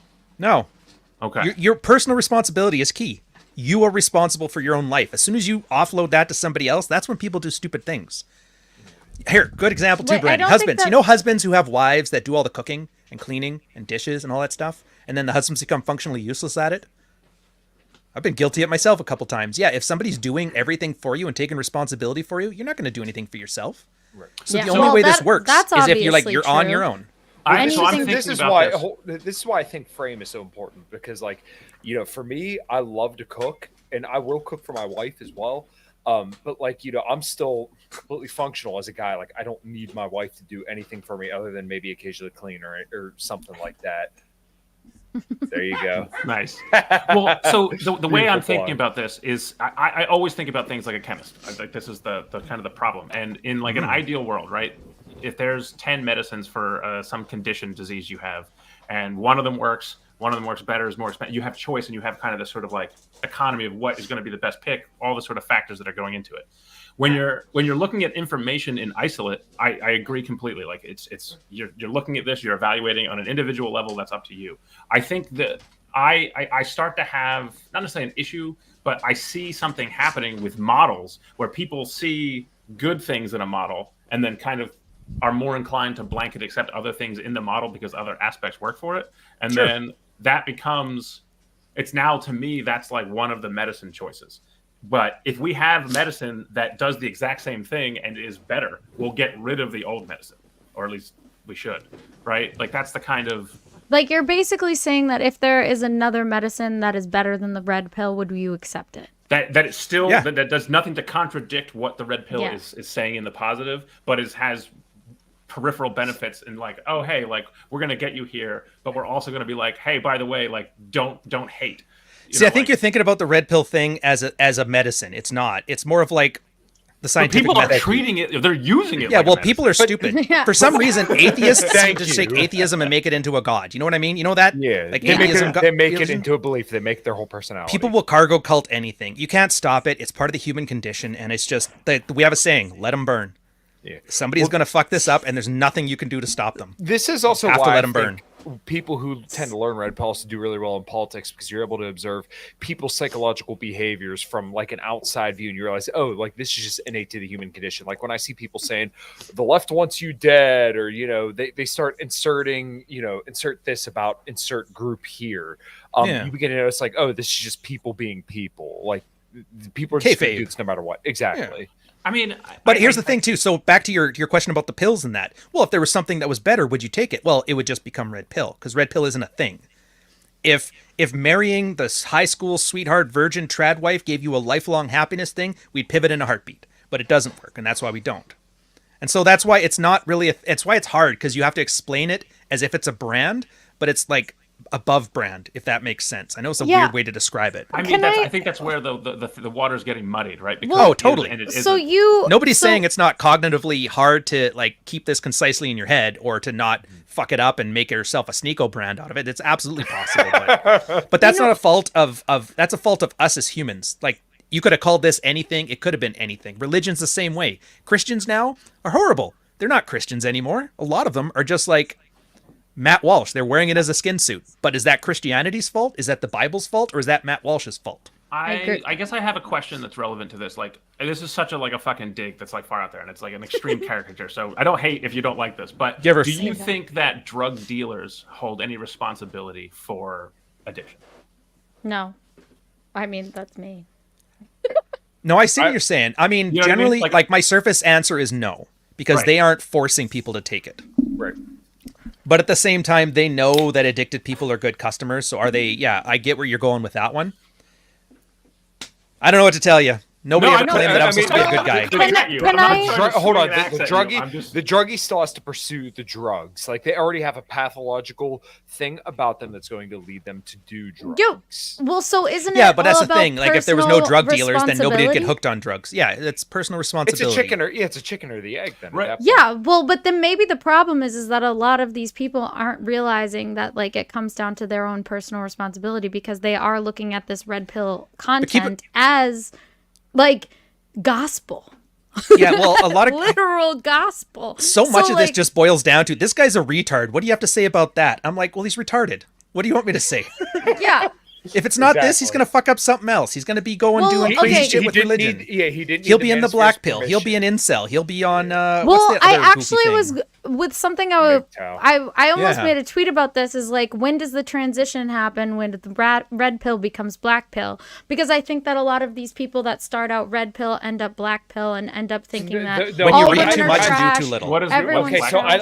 I think Rollo's Black pill is just guys who hear all the same stuff as Rollo and they just give up. It's essentially guys who read too much and do too little.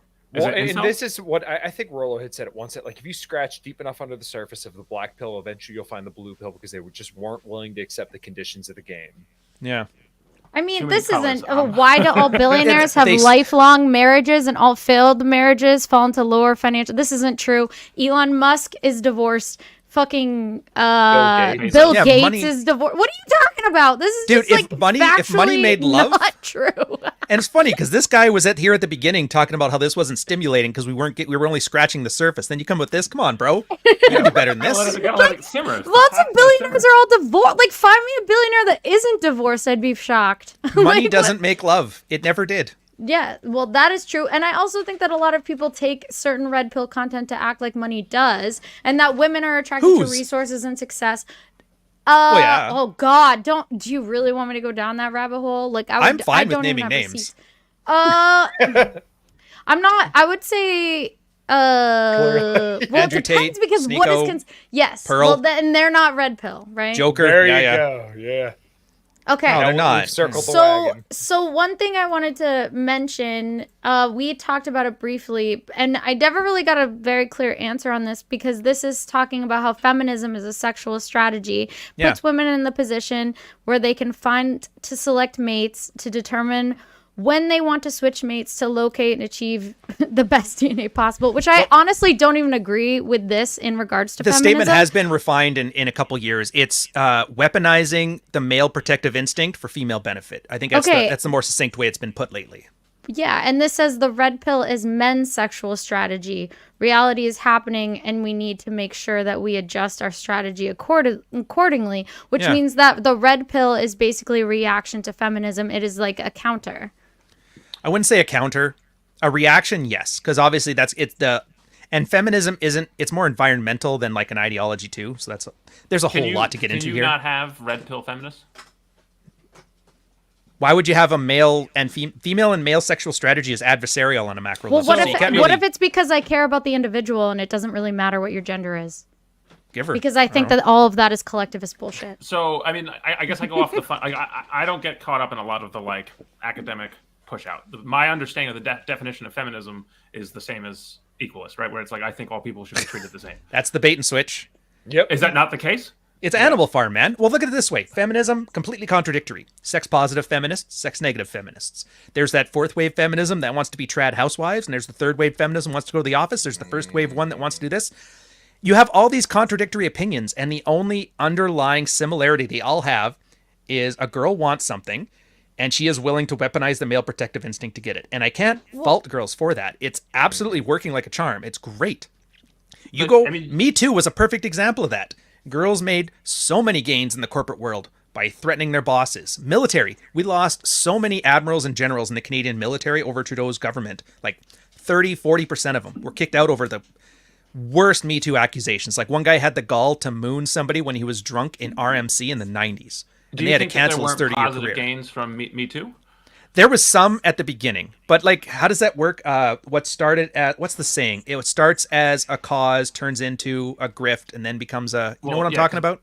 Brandy, you and I used to talk about this a lot, where my stance on that was effectively we created a new weapon, right? Yeah. And it was, No, all of I a sudden it agree was with a that. bunch of new people who had this much more powerful weapon than they used to have.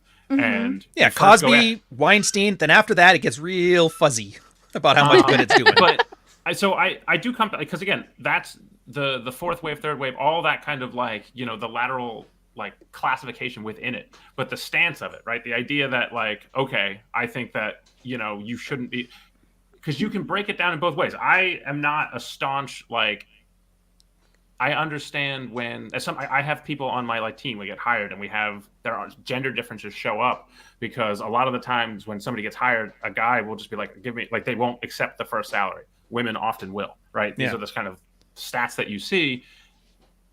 The fact that I don't have a problem for people to believe that you should be fundamentally treated the same way, but what that means and where the lines get drawn. Like I know a lot of feminists who don't hate the ideas that the red pill espouses, right? I think they hate the people that come out of red pill spaces. The ones that they know. That's the other problem, right? The Sure. worst cheerleaders in the NFL. That's all I got to say. Worst cheerleaders because in the it NFL. depends. Like you said, there are different types of feminism, correct? And so Well, it's all for ultimately a tactic, so it's not that Well, there's even groups, but yeah. Well, no. Well, it's sexual strategy. I I don't even know if I fully agree with that, but like just You don't have to. For It's there fine. being for there being multiple types of feminism, I'm someone that was like I was literally the only person in a fem lit class in high school. I was the only girl there, and the feminist teacher hated me because I wore short skirts to school every day. Like, and I wasn't feminism about do what you want, wear what you want? No, but now no, she no, was no. mad. No. There are different types of feminist. I call myself a Paglia feminist. Camille Paglia is my chick. know. Love her.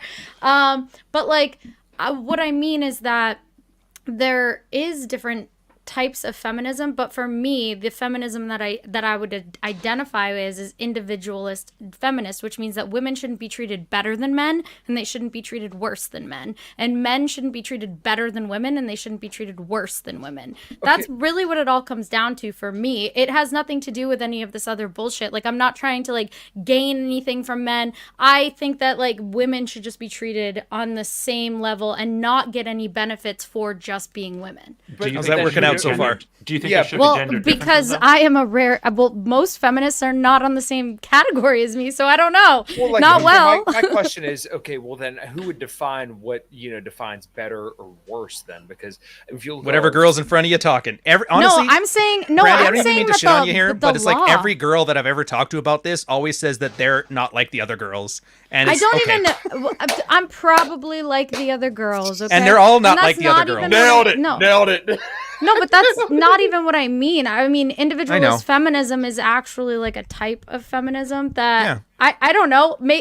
I'm not trying to be like I'm special. Like, that's what I'm always afraid of sounding like, because I feel like when I use anecdotals, it's like, okay, am I unique? No, probably not. So why am I using my unique story to sound like I feel that? Like, I don't want to like that to be the perception of myself, because I don't want that. But what I'm saying is that Honestly, you're great. I have nothing but nice things to say about this. You've been an awesome host, and I'm very thankful for you on here. You've been nothing but pleasant to me, and I never have a bad word to say about you. And I'm flat out, I'm not saying this to fluff you. That's 100% Well, honest. This is his boosting, but no, I'm just kidding. But for real, like, I don't think that it's like, I look at feminism the same way, actually, because actually made sense to me. With that one stance, The part where I it said you were nice? No, that feminism was the sexual strategy, and red pill is too. But I don't know if I would use the term sexual strategy, but I do think that they are both similar. So it makes sense to me that they are like a similar, in my opinion, ideologies, but like coming from a different direction, right? Well, it's not an ideology. It's praxiology. Whatever. Call it Well, whatever you there's a fuck big you difference. Ideology is like things you must do. Christianity, what would Jesus do? Shit like that. Yeah. Praxiology is more like auto mechanics, right? Okay. This is how you fix an engine. Why do you need to fix an engine? Well, my engine's busted. Well, if your transmission's busted, you don't need to work on your engine. So think auto mechanics, not religion. That's why and that praxiology is a very purposefully used term, because it's not ideology. It's not a cargo cult. It's not a philosophy. There's no red pill thought. A lot of people use these catchy terms, and they're all bullshit. It's just guys swapping notes, and there's a bunch of ideas, and the good ones rise and the bad ones fall, and they're all conditional depending on what the guy's looking to do with his life. That's really it. I can agree with that. Yeah. Yeah. And that's the thing. You don't have to agree with it. That's fine. Your type of feminism, totally different. That's fine too. Like, we don't have to I don't agree even on like to this. use the word feminism because it's confusing, which is why I just say I'm an It's been tainted. individualist. It's got bad branding. Yeah, and so does red pill. Well, So it's never had good branding though. That's the difference. There has never been the, hey, this red pill is great. That has never existed. That's typically what happens, though. I mean, we see this in most political debates as well. Is that like the worst of that group will rise to the top, and everybody will judge a group by its worst members. Ooh, sounds like the military too. Do you ever hear this saying? Yeah, if you screw up, you're an asshole. If you screw up while you're in uniform, the military's an asshole. That's one thing they drilled into our head. And that's the other problem with this. As soon as you make this a thing and you wrap a container word around it like red pill, now you get judged by your worst actors. That's why the term manosphere even exists. Did you know this? Back in 2012, almost nobody used the term. Occasionally a blogger would, and some Mother Jones feminist rag started calling all the blogs out there the manosphere, based on the blogosphere, so they could judge the entirety of every guy writing online by how much of an asshole Cernovich and Roosh were. And it's just stuck since manosphere then. was Fuck the the term that Transformer. was basically to separate themselves from the red pill. It was the way to lump all men together so you could be judged by your worst actors. Hence, Mike Cernovich and Rouge V. Oh. That's the whole reason it exists. Hey, Ryan, why'd you get blocked by Cernovich? Oh, dude, he blocked me way back during the convention that shall not be named. Do you really want to hear this story? I don't know if everybody else does, but I think it's pretty funny. Yeah, well, Anthony Johnson invited him to that stupid convention that Rollo had basically brought out from the dead, and that's what kind of made me do this thing online is almost an accident. Cernovich showed up, and he was like, Rollo's like, look, I don't want to be near that guy. He and Stefan Molyneux are like brand cancer done, and I'm like, yeah, same thing. So they snuck them in there trying to put like a thing, and so we had to like sneak out the back door, get away from them. And then Anthony Johnson had a big blowout. He started harassing Rollo's daughter. A whole bunch of shit went down. And then Cernovich and all this decided to block me over it. Basically because I considered him to be brand cancer to be even near him or in the same room as him. And he, just like Jack Murphy, has that stupid like screwing with troons article that he used to brag about. So And I was just like, what actually an idiot. think this is true. There's never really been good branding for feminism either at that rate. Let's be real here. If you want equality, use equality. Adding a femme label immediately adds favoritism to the femme side. Absolutely. I mean, I agree. And I can make an advertisement for feminism right now and I'll play it at the Super Bowl. You think I can do that for Red Pill? No. No. Well, But- So can I throw a little devil's Yes. advocate in there? I mean, Please. I think there was an assumption at the time, and you know, like that the bigger steps needed to be taken on the fem side than on the mass side for equality. I do think that did a disservice to men's issues, and like there's a lot of things that got ignored when that happened. But there was the whole like women couldn't vote and then they could kind of thing like that. Oh, do you know the funniest shit don't about get that? people started on repeal the 19th. No, not look. That's not even going to happen. This is what I'm getting at here. Exactly, Female suffrage, slave suffrage, and non-landowner suffrage, universal suffrage. These all happened in about the same 30-year period. So I argue here that male suffragettes or female suffragettes really just kind of rode the coattails of history. Everybody got the vote around the same time. Before then, almost nobody could vote. Correct. So it's not that women were disenfranchised. It's that most everybody was disenfranchised. Right. Non-landowners, then. Yeah. And women got it before slaves and non-landowning, non-military serving whites. Wait, non-military serving. Yeah, so for whites. guys, you either had to own land, and then they eventually added, well, if you do military service, then we'll give you the What privilege of voting year as well. did that get implemented? I'd have to look it up. This is all around like the late 1800s, early 1900s. Yeah, well, women couldn't vote until I think early 1900s, so I don't know if that was before. What I I'm think saying, that- well, we can quibble over, 5-year difference. It's all around the same generation. In one person's adult lifetime, they would have seen the change. From nobody voting to everybody voting. No, but I would say like there Well- is like this aspect of red pill perspectives that I do think ignores the fact that there is an aspect of womanhood that was like Well, of course we're going to ignore under- it. We're not here for women. But I do- that so was I'm not worried about banana women plantations were either. considered property, which was the whole point of why you gave a dowry. Like you traded for your daughter with fucking resources. I mean, like, I think you're trying to find red pill appealing to women's sensibilities. no, Because absolutely not not. gonna. I am not trying to do that. I'm Anyways, just trying how many Okay, years? then why do you keep asking? Well, I guess no, here's a no. better question. How far I'm back do trying you want to to make go it for make sense. grievances? 100 years? 50 years? No. Like, how far back do I have to account for? No, how bad women were treated. That's not even the point. But I actually think what's that the like point? because the point is like why does feminism exist? I think that Oh, I know why it there's a exists. lot of people that well, I'm not talking about you, but there's a lot of people that act like feminism was just a net negative and had no purpose. And I don't know if I agree with that. I don't think it's net negative. I love how think there every was one of your positive. questions involves, hey, this retard did something retarded. What do you think about that? Well, funny you ask. I mean, He's retarded. I'm It does sorry. come Well, back to I love how you much- call your followers retarded and they're just about it. That's dope. You gotta hate your followers a little bit. You gotta hate him a little bit. Dude, audience capture is a horrific thing, and I never wanted to have it happen to me. Yeah, if you ever want to see audience capture, you just gotta watch Tim Pool long enough, and you'll understand. Oh, God, yeah. Yeah, pandering to the audience. Dude, Jordan Peterson almost died because of that. You know that lowest common denominator you talk about, Rin? He was the one. I can save these guys. I can fix these black pill guys. He did what's called a covert contract. And I won't get into the details, but he's like, I can save them. a And very then they powerful kept filling his head with all of this nonsense. And then he's like, I can fix them. I can fix them. And he brought him down that rabbit hole. And then the stress of that. And then all the fights with like Kathy Newman and all this shit. And then the wife getting cancer. He eventually took diazepams, like had to take SSRIs basically because he couldn't handle the stress. And it almost killed him. So it's an interesting thing about that, where people taking on too much responsibility at once. It's Yeah. like one person trying to fix the world is not the right way, but Yeah. that kind of like effort done collectively is like almost the only way to do it. And I'll argue. Well, yes. I'll say this though. Why should I put more effort into a guy's life than he puts into it himself? Now I agree, right? Because this is the Yeah. sort But of aren't thing, you like, where doing do you that? draw the line No. between your like individual responsibility at 100%? You very rapidly devolve into the Wild West. Yeah. If you 100% responsibility shared, you know it just gets into some fucking Asimov horror scenarios. Yeah. Where everyone's wearing metal masks with they're too pretty. Right? Like those are the two kind of parallels: anarchy and fucking like complete balance. Yeah. But I guess the question is like philosophically, you're advocating for closer to the Wild West line. Well, I'm not advocating for anything. I'm advocating for myself. Well, sure, but by But aren't doing you married? so, What are you? that You is- wouldn't be advocating for yourself anymore at this point. Why not? You're still married.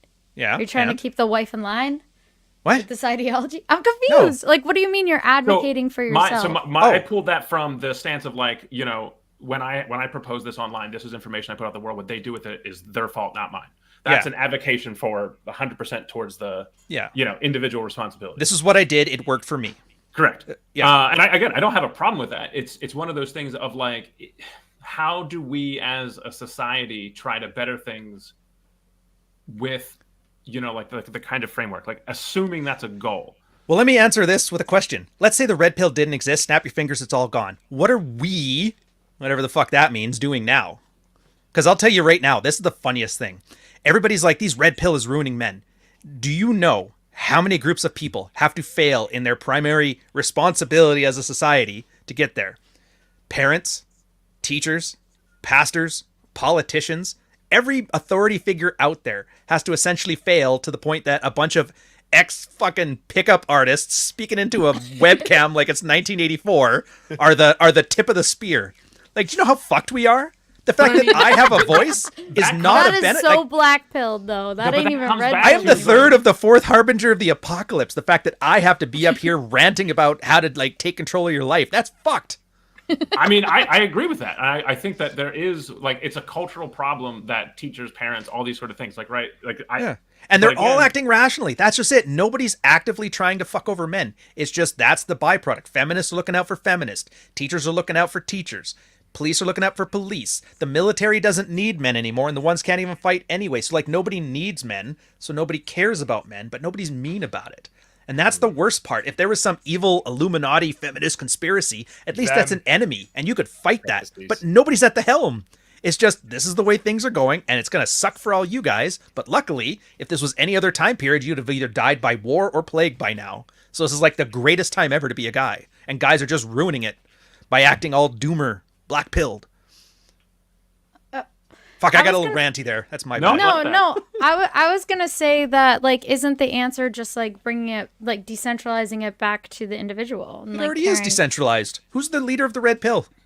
No, I'm not even talking Oh, you about mean the in red pill. general? Just in general. In general, like, it's not about men or women or anything. It's about just like the individual. Well, globally, we're kind of getting there anyway. I don't know if you know this about Canada, but 25% of our population is like a first-generation immigrant, has been here since 2004.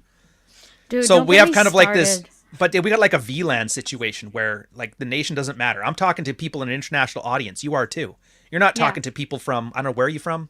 I live in Boston. In Boston? So yeah, you're not talking to people in Boston. I'm not talking to people in Toronto.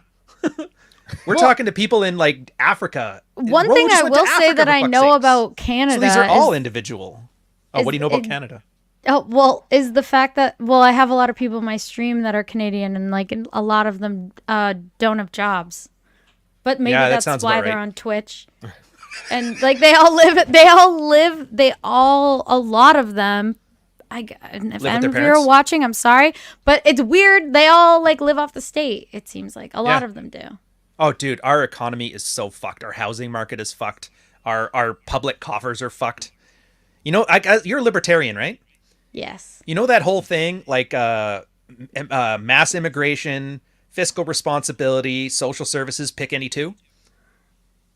Yeah. You heard this well, yeah, before? you can't have immigration and social services. Yeah, so you Canada's really pushing the envelope on how much can you get all three of them at once? You're not going well. No. I also just wanted to bring this up because I thought it was I cute. saw that earlier. Yeah. 4 different characters: Bryn, pretty curious, trying to understand, reflecting on herself. Rin, smart. Ryan, smart, all-knowing. Rin, silent, processing information, trying to be objective. Kyle, funny, in for the laughs. This is really interesting and entertaining to watch. Are we very Voltron? cute. Yeah, no, I'm kind of glad I could be the show retard. For the record, I don't think I'm a retard, but at least that comment makes me seem like Nah. A lot of Canadians In the Friends, you're the believe Chandler. Trudeau is You know, God. alive though. Yeah. No, this is actually really fascinating to me because it is so foreign to the way that like my life and my local communities like deal with everything. Oh yeah, probably. It's really interesting, and we like, you know, we see people talking about like the kids on Twitter like saying like, you know, spewing hate and shit like that, and like I'm trying like there's a lot of people in my world that would be a non-starter to talk to somebody who's like self-identifies as a red pillar. Oh, And I'm probably. like, If you you're know, telling anybody in real life you're a fucking idiot. which is fascinating to me, right? Like this is the sort of thing, like it because should be. you wouldn't say that being a red pill is like being like a Nazi, right? I would assume. There might be some overlap. No. I mean, what I'm saying is, At least it would you have know, some structure. right? Like, to me, It's a social pariah statement. Yeah, I agree. but like the general Kyle's given like some like general things like work, like when people cannot succeed in the dating world, it's your own fault. It's not the fault of other people. And Well, you that's at least have to act that way because it doesn't benefit you to blame anybody else. It doesn't. Well, have to. that's the big one that agree like with that's a big one that I advocate for, is because our dating world, I'm impacted by people going on dates and then like women turning men down and men turning into pieces of shit, like violence, assholeness, or even just like once verbal again, like saying. they would fuck up anything no matter what. But that's the kind of thing that it's like, all right, so now me, who has never, you know, given information to people, all this stuff, all of a sudden I'm being impacted. My dating life is being impacted because people have to have their guard up further, because it's like, oh, you know, all of a sudden now I can't even be taken at my word, because it's like, all right, so we have to go through this whole process of proving that my word is worth something, which is actually, you know. But I mean, so, that's women anyway. That's called Dr. David Buss and Cindy Minson talk about it in their book Why Women Have Sex. It's the innate the innate or skeptic relationship skepticism bias. And that's the idea is that women distrust cheap signals of commitment and trust valuable signals. So But- just talking Well- is cheap, but like so a I ring live in would a be more world expensive. though. I live in a world where if you remove those elements, right, like the kind of like, Well, you stuff just that make get different from ones. but you can like women will become very like they become very sex positive. It's like all the sexual rules that you describe stop existing when you eliminate the kind of perceived threat. If that makes sense. Yeah, you guys are in like a petri dish of like a new area, but you're still like it's different flavors, but it's still the same soup. I don't know how else to describe it. Like you have to come up with expensive signals to show that you're, you know, willing to be part of that group and trusted in that group, right? Yeah, for sure. And they're I probably honestly it's think probably that what something makes- easier than just you saying, "Oh, I'm a good guy." That's not good enough. You actually have to commit to something or sacrifice something or at least put an expensive signal out there. I don't know what they are. No, I actually think that what makes Rin attractive to a lot of women is his Ryan, you're not gonna like this answer. Why not? But I actually think because it's actually his ability to communicate. Yeah. And because I actually have a tweet I could pull up, but I'm not gonna do it right now. About Of you communication? saying that women need to stop telling men to communicate so much. But I actually think that is what women like about Rin. To be Well, completely keep in honest, mind, this is do you think I'm wrong? Because I think you're right, and it's the attractive guy thing. So Rin, his communication is being very open, very vulnerable, is actually is an expensive not signal even. because I'm saying honesty, like Yeah, just being blatantly well, honest about what he wants and who he is as a person. honesty is fine. Nobody cares. Like honesty is fine. If I have the idea, you shouldn't have to lie to women because that means you're actually trying to get their validation, and that right Okay. there comes across as manipulative. I and look that's at why girls don't honest like it. and communication very close to synonymous, but maybe I'm wrong. Well, they're just different things. Okay. Communication. Let's say it this way: if I have a choice between, if I want to tell you something, or if you want me to tell you something that's honest, and I don't want to tell you, I'm just not going to say. It's like it's none of your business. But if I'm going to tell you something, it's going to be honest. But that's not the point of Rin's thing. Rin's thing is by having this really, really super honest communication, it's actually putting himself out there. It's actually, I want to call it a display of lower value, but the fact that he No. can get, well, I hear what he's saying. No, keep going. Because he has surplus. He's so attractive that he can say something like that and get away with it. It's like attractive guys. You know, attractive guys say, you should cry in front of your girl. And it's like, yeah, if I was 6'3" and jacked to shit, of course I could. If I was Chad. So these are expensive signals. Any other guy who's like not that attractive couldn't get away with that stuff. And that's the expensiveness of the signal. Does that make sense? I hear that, and I can't refute that being attractive will take anything you're doing further. But there are people who are traditionally less attractive and succeed. I think the nuance physically, but not all the ways of attraction. There's more ways than just physical. We're more than just our looks. I was actually going to say that, but there's also all kinds of different communication and different kinds of vulnerability and different. You know what I mean? So, like, being able to understand what a person is receptive to and like what it's a fucking superpower, man. But that's what the goal is, right? Like everything you guys, like, to me, it looks like the red pill is what's the guy from The Incredible Syndrome, right? Where it's all like you're slapping on all these things that are going to make you look like a superhero. And then the idea is that I'm not trying to tear down the red pill because this is you actually kind of got a point. I'll finish off when you're done. Yeah, it's to me though, you're looking at something where like being able to communicate and being able to understand what someone is saying as opposed to the words they're using, because the words subtext. are perfect. Yeah. So being able to be socially savvy and read content, like all the language, all the body language, everything that's going into it allows you to communicate more fully. Being better at communicating gets you across that line. Right. And these rules basically are covering your blind spots, because there's people who see none of this, and it's like, all right, this is the way you're going to behave. This is the way you're going to do it. It's going to kind of shield your flanks. Right. And now, so the difference between like pickup artist and red pills, pickup artists, they did like you did, slap a bunch of this shit on, cover your bases. From the red pill, they took, a lot of guys used to be pickup artists. I did it as a hobby, whatever, was instead of just faking it, why not just do the things that make these a natural consequence, right?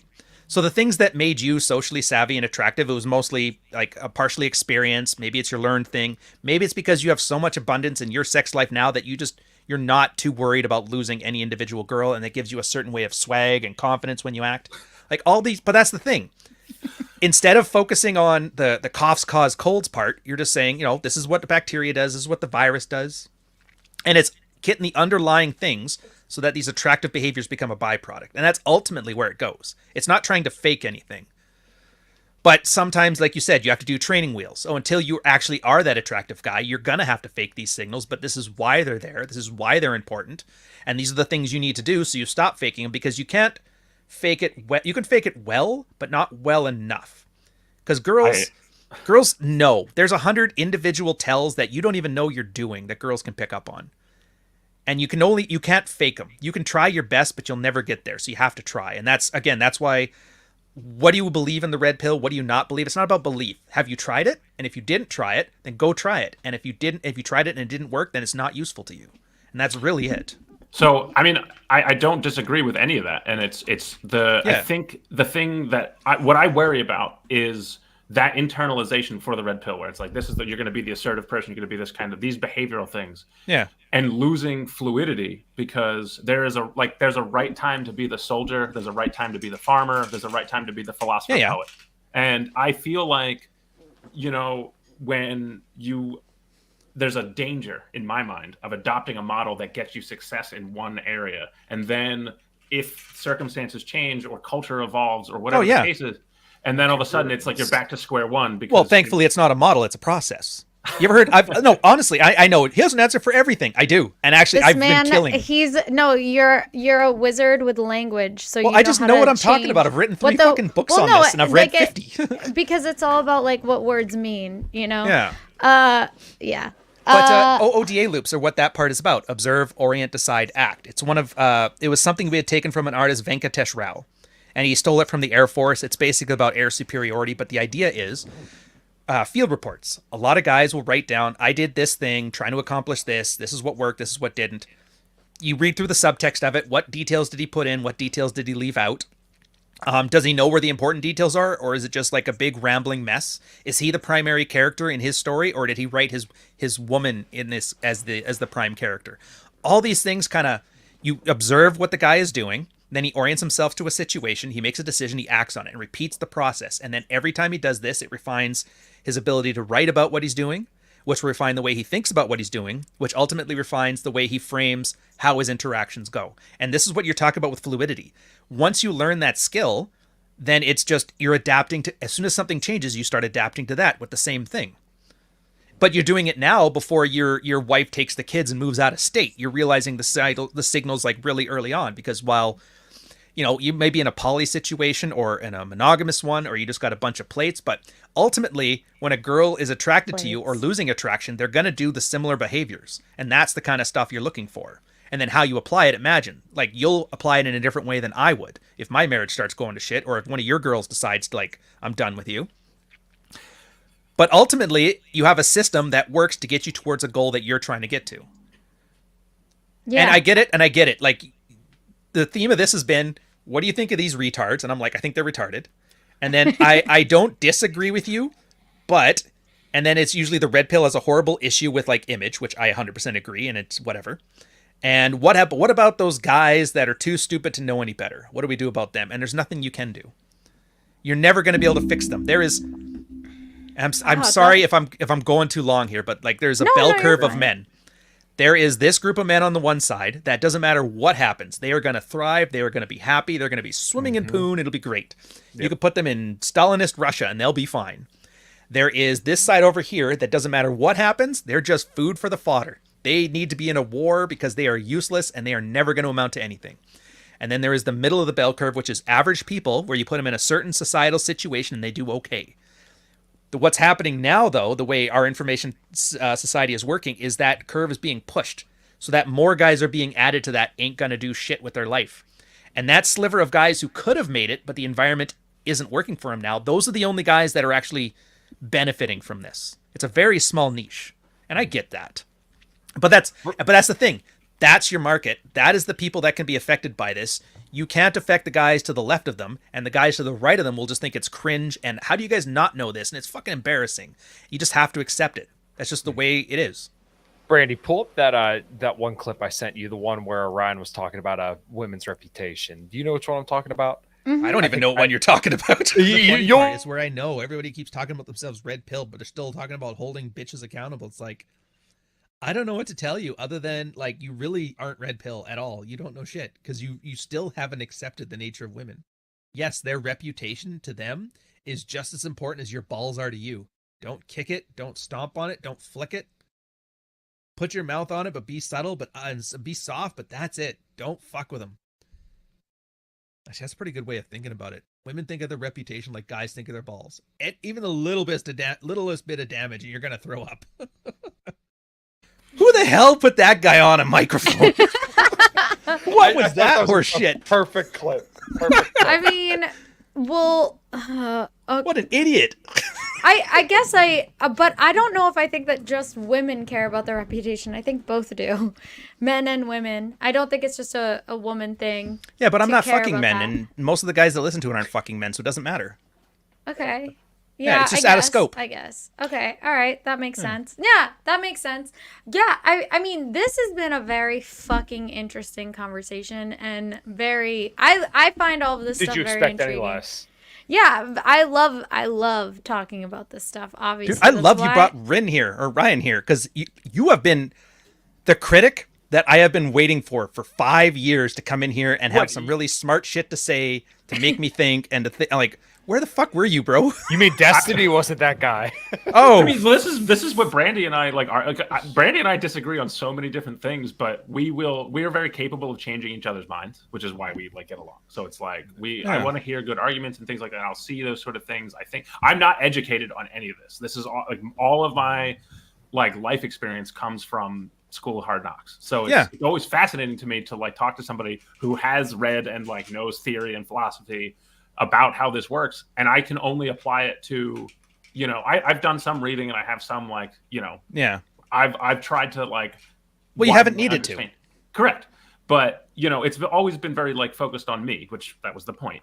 But it's really like I have found myself in roles in my community where I am trying to offer advice to younger men who are struggling with these things, and it's funny because I'm always I'm like the world I live in. Sometimes my rules don't apply. And so it's like I have to find my like I want to find things that are true for me and my petri dish, and for you, Brandy. You know what I mean? That's the dream. Is to like I'm almost trying to like dig through the math to find the perfect equation. Well, that's how you get the Destiny thing, who always tries to argue for everybody's thoughts and internal process. And all you can argue for is, I did this, it worked for me. Other people can take that and apply it as they see fit. What else can you do other than make shit up and hope it works? Right. And well, this is why, like, when I dive into nutrition stuff, I never give people hard rules when it comes to like food or anything like that. Because, like, look, I know that at one point the carnivore diet had worked for me and then it no longer worked for me. I moved on to flexible dieting and that works for me and it has worked for me for like I'll be back 1 sec. years. Yeah, you're good. Yeah, just like the idea that we're gonna have a one size fits all for all this stuff, like kind of like Ryan was saying, you know, the red pill, take what you need and then leave what you don't. So like this idea that you're gonna go to any one place on the internet or any one place, any one book in general, and you're gonna be good. It's ridiculous. You have to go out, you have to use this stuff and see how it applies in your personal life. And then if it doesn't work, okay, we'll move on, find the next thing. And if it does, okay, well then success, right? The one thing I wanted to mention that I don't think Rin has talked about. Well, like Rin you used to like do a lot of like bad behavior. Yeah, so this is something. What was bad? Oh, I'm sorry. I mean, Like- so I can speak to it, Brandy, unless you want to give me. No, the heyday. no, you can. I was just go. So Dude. I mean, I almost want to wait for Ryan to see if he has anything to weigh in on this, but I spent a vast majority of my early 20s lying to people, cheating on people. Like I was basically like defined by my sexual behavior, right? If I was getting laid, I was good. And if I wasn't getting laid, I wasn't worth anything. And when I was in relationships, monogamous or non-monogamous, I was cheating on people. So Ryan, to catch you up, Brandy threw out a curveball in my experience. My early 20s, like the first 7 years, like basically from when I started having sex to a pretty low point in my life, I was a piece of shit. So I was cheating on people. I was lying to people. I was very like my self-validation was almost entirely like determined by sex. If I was having sex with people, I was good. And if I wasn't having sex with people, I wasn't worth anything. Oh, dang. And then it got very like, I got into a cycle of like, I needed to one up myself. So I started doing like really horrible things where I was like I'd have a threesome with somebody I was dating and somebody who like I had like introduced their like husband and wife like relationship to, and then we would break up, and then I'd have a threesome with that. It was like how far can I push it? How much more? So a lot of my communication skills were learned from being incredibly manipulative, incredibly like dishonest and all that. So like it was exactly what you were saying at the beginning of this podcast, where the people who know the most are the ones who like, you know, if you want to learn about divorce, talk to somebody who's been through the fucking ringer. Mm-hmm. I understand communication because I exploited it, and I was very, very good. And so my like honesty is born of a place where I hold myself like when people like lie about it's things, a choice. I have to be I'm very rigorous with my honesty because it's almost like I need to be very careful. Like I don't want to be in a situation where like, so I'm very like, and I've just found like I've made learnings about things where being this hyper honest person has had positive rewards in my life. And it's been very interesting to see how that reacts. And there's a book about that called Radical Honesty, which is basically like, just tell everybody around you aggressively what you think. And, you know, it will have a scorched earth effect at first. And then, you know, as you reorganize, like, I don't want to go to that thing that you like, you know, for it's not a relationship advice. It's a, you know, like human advice. Yeah. It kind of I highlights feel like how this is often why we I lie. don't have friends that are women, though, is because of that behavior. But you have to, in order to find people who value that, you cannot hang out with people who value the illusion more than, you know, like you need people who are seeking to understand their reality and the reality around them as much as possible, as opposed I may to make you cry, but I'll never lie to you. I tell that to my Yes. Oh, see, those are the people that I value in life. So I actually like me. Yes, Yeah, I like like people me. that aren't going to lie to me. Yeah, exactly. Like, I don't care, like, what you say as long as it's not a lie. And then you know that some people are just dicks, but you know that they're just being a dick in a malicious way. But, like, some people are, like, they're giving you, like, actual truth that just hurts. And there I is guess a you and me, difference. Kyle. Yeah. Well, like There's a one thing that I always kind of relate a lot of this stuff to is that like I'm very, very grateful for kind of like the trials and tribulations I went through in like my late teens and early 20s, whether that be with women or with like my job, where I was completely like my balls were completely shattered pretty much the entire time I was working my first job, making minimum wage, working on cars, and working on cars is not easy at all. But I kind of look back at that and I'm like, oh, well, that brutally honest experience built someone that I think is a reliable person and became somebody that was, you know, worthy of respect, and that now a lot of people look up to, and that a lot of people place responsibility on, you know, in a work sense. So, you know, I think that brutal honesty and kind of that breaking down and building back up is a very, very necessary thing to make somebody that's desirable and, you know, overall a good person. Oh, back to the thing. Build, break, build. Anyway, we are coming to the end, and I fucking loved this conversation. Thank you so much, Ryan Stone, for coming on and talking to us. I really enjoyed this. And honestly, it made me understand the red pill more, which is what I wanted to do. I wanted to like actually understand what was going, what the fuck the red pill was. And also I do think that there is a lot of maybe misunderstanding, because to be honest, obviously when I first heard of We've only red been doing pill, this for like 2 months. no, when I first heard of red pill, which was before we even started this podcast, it was Andrew Tate. It was like because Andrew Tate was calling himself red pill, and so is Pearly Things. And so is whatever podcast, and all of these things are calling themselves red pill. Wait, whatever So, calls them red pill? yeah, That's funny. it's been brought up. I've Brian brings it up multiple times. I've never heard him call himself red pill, and I'm not saying he hasn't. I just Maybe he says man. No, I think I think he's brought up the red pill, but maybe I'm wrong. Maybe I'm wrong. When he was I'm- showing off that calls it sex doll he has, like, what the fuck is that? Yeah, and then his religious. What's this I hear? Dude, like the pocket pussies, like, can't advertise for that. The sex doll is fine, but not just the vagina part of it. It's like, what the hell is wrong with these guys? Oh God, yeah. I sent Rin like a bunch of whatever podcasts because I had the opportunity to go on whatever, and Fresh and Fit actually. I haven't done it. I don't know. Maybe I'll eventually go on whatever podcast. Go on Fresh and Fit and get kicked off. No, dude. I don't know. I had the opportunity and I kind of was like, I don't know if I actually want to do this. Do you want that audience though to know who you are? That's what I'm saying. I don't know if I do. Do you want to wear a Kaiser helmet and get on there and start ranting to Rollo about hypergamy? You're like, really? I don't know. For me, it's more you know. of just like, you know, it feels like what I don't like about that content is that it does make it seem like all women are this way. And I think it black pills men into thinking that all women suck. I can't believe Jerry Springer made me not like rednecks. It's ridiculous. You don't think that happens? No, I'm saying that's exactly what happens. Jerry Springer was the reason that everybody hates rednecks. Because, oh my God, they just fight and sleep with their sisters every week. It's exactly what whatever and Fresh and Fit are. They're Jerry Springer for the ghetto and Jerry Springer for like Venice Beach white guys. That's it.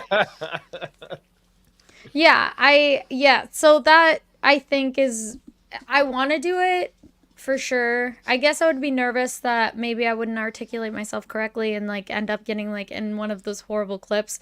They would get me on like a porn tangent or something, and God only knows. This 304. This 304. But yeah, all right.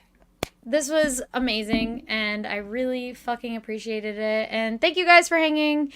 I will actually, let's start. Ren, you got anything that you wanna? I don't have any sort of like pitch or anything like that. I'm not like an internet persona, so everybody goes like, "Oh, read these books or buy this podcast or whatever." And I'm like, "Hi, I'm Ren." I got no reason to be on the internet. Kyle, what you got going on? So you can find my podcast at In Liberty and Health on all streaming platforms. Kyle Matovcik. I'm mostly active on Twitter, and my last name is spelled Matovcik. I also do 5 till midnight on Mondays at 8 p.m. And then obviously this wonderful podcast at 8:30 on Thursdays. And my band is called A Common Crown. You can find us at commoncrown.com. We'll be releasing new music here probably in the next month or so. And the next song we're going to put out is really, really awesome. And then we're going to be on a little bit of a break till springtime, and then we'll get back out there and play some festivals. So if anybody's listening in the US, let us know where you want to play, and hopefully we'll be able to make it there. Ryan, nice. Well, what you got going on? Depending on the level of resolution you want. If you want shit posting and a lot of nonsense, there's me on Twitter. That's _Ryan_Stone. It's my favorite, If you want, Ryan. It is. Thank you. It is. I love it. If you want more thoughtful video content, there's my YouTube channel. That's at Ryan Stone. That there, I talk about the sidebar, red pill stuff. It's kind of, and sometimes there's like, chucking shit at women, chick talks, the podcast on there. But if you want some of the hardcore, in-depth, how to fix your life, how to fix your marriage stuff, then you can find me on Substack.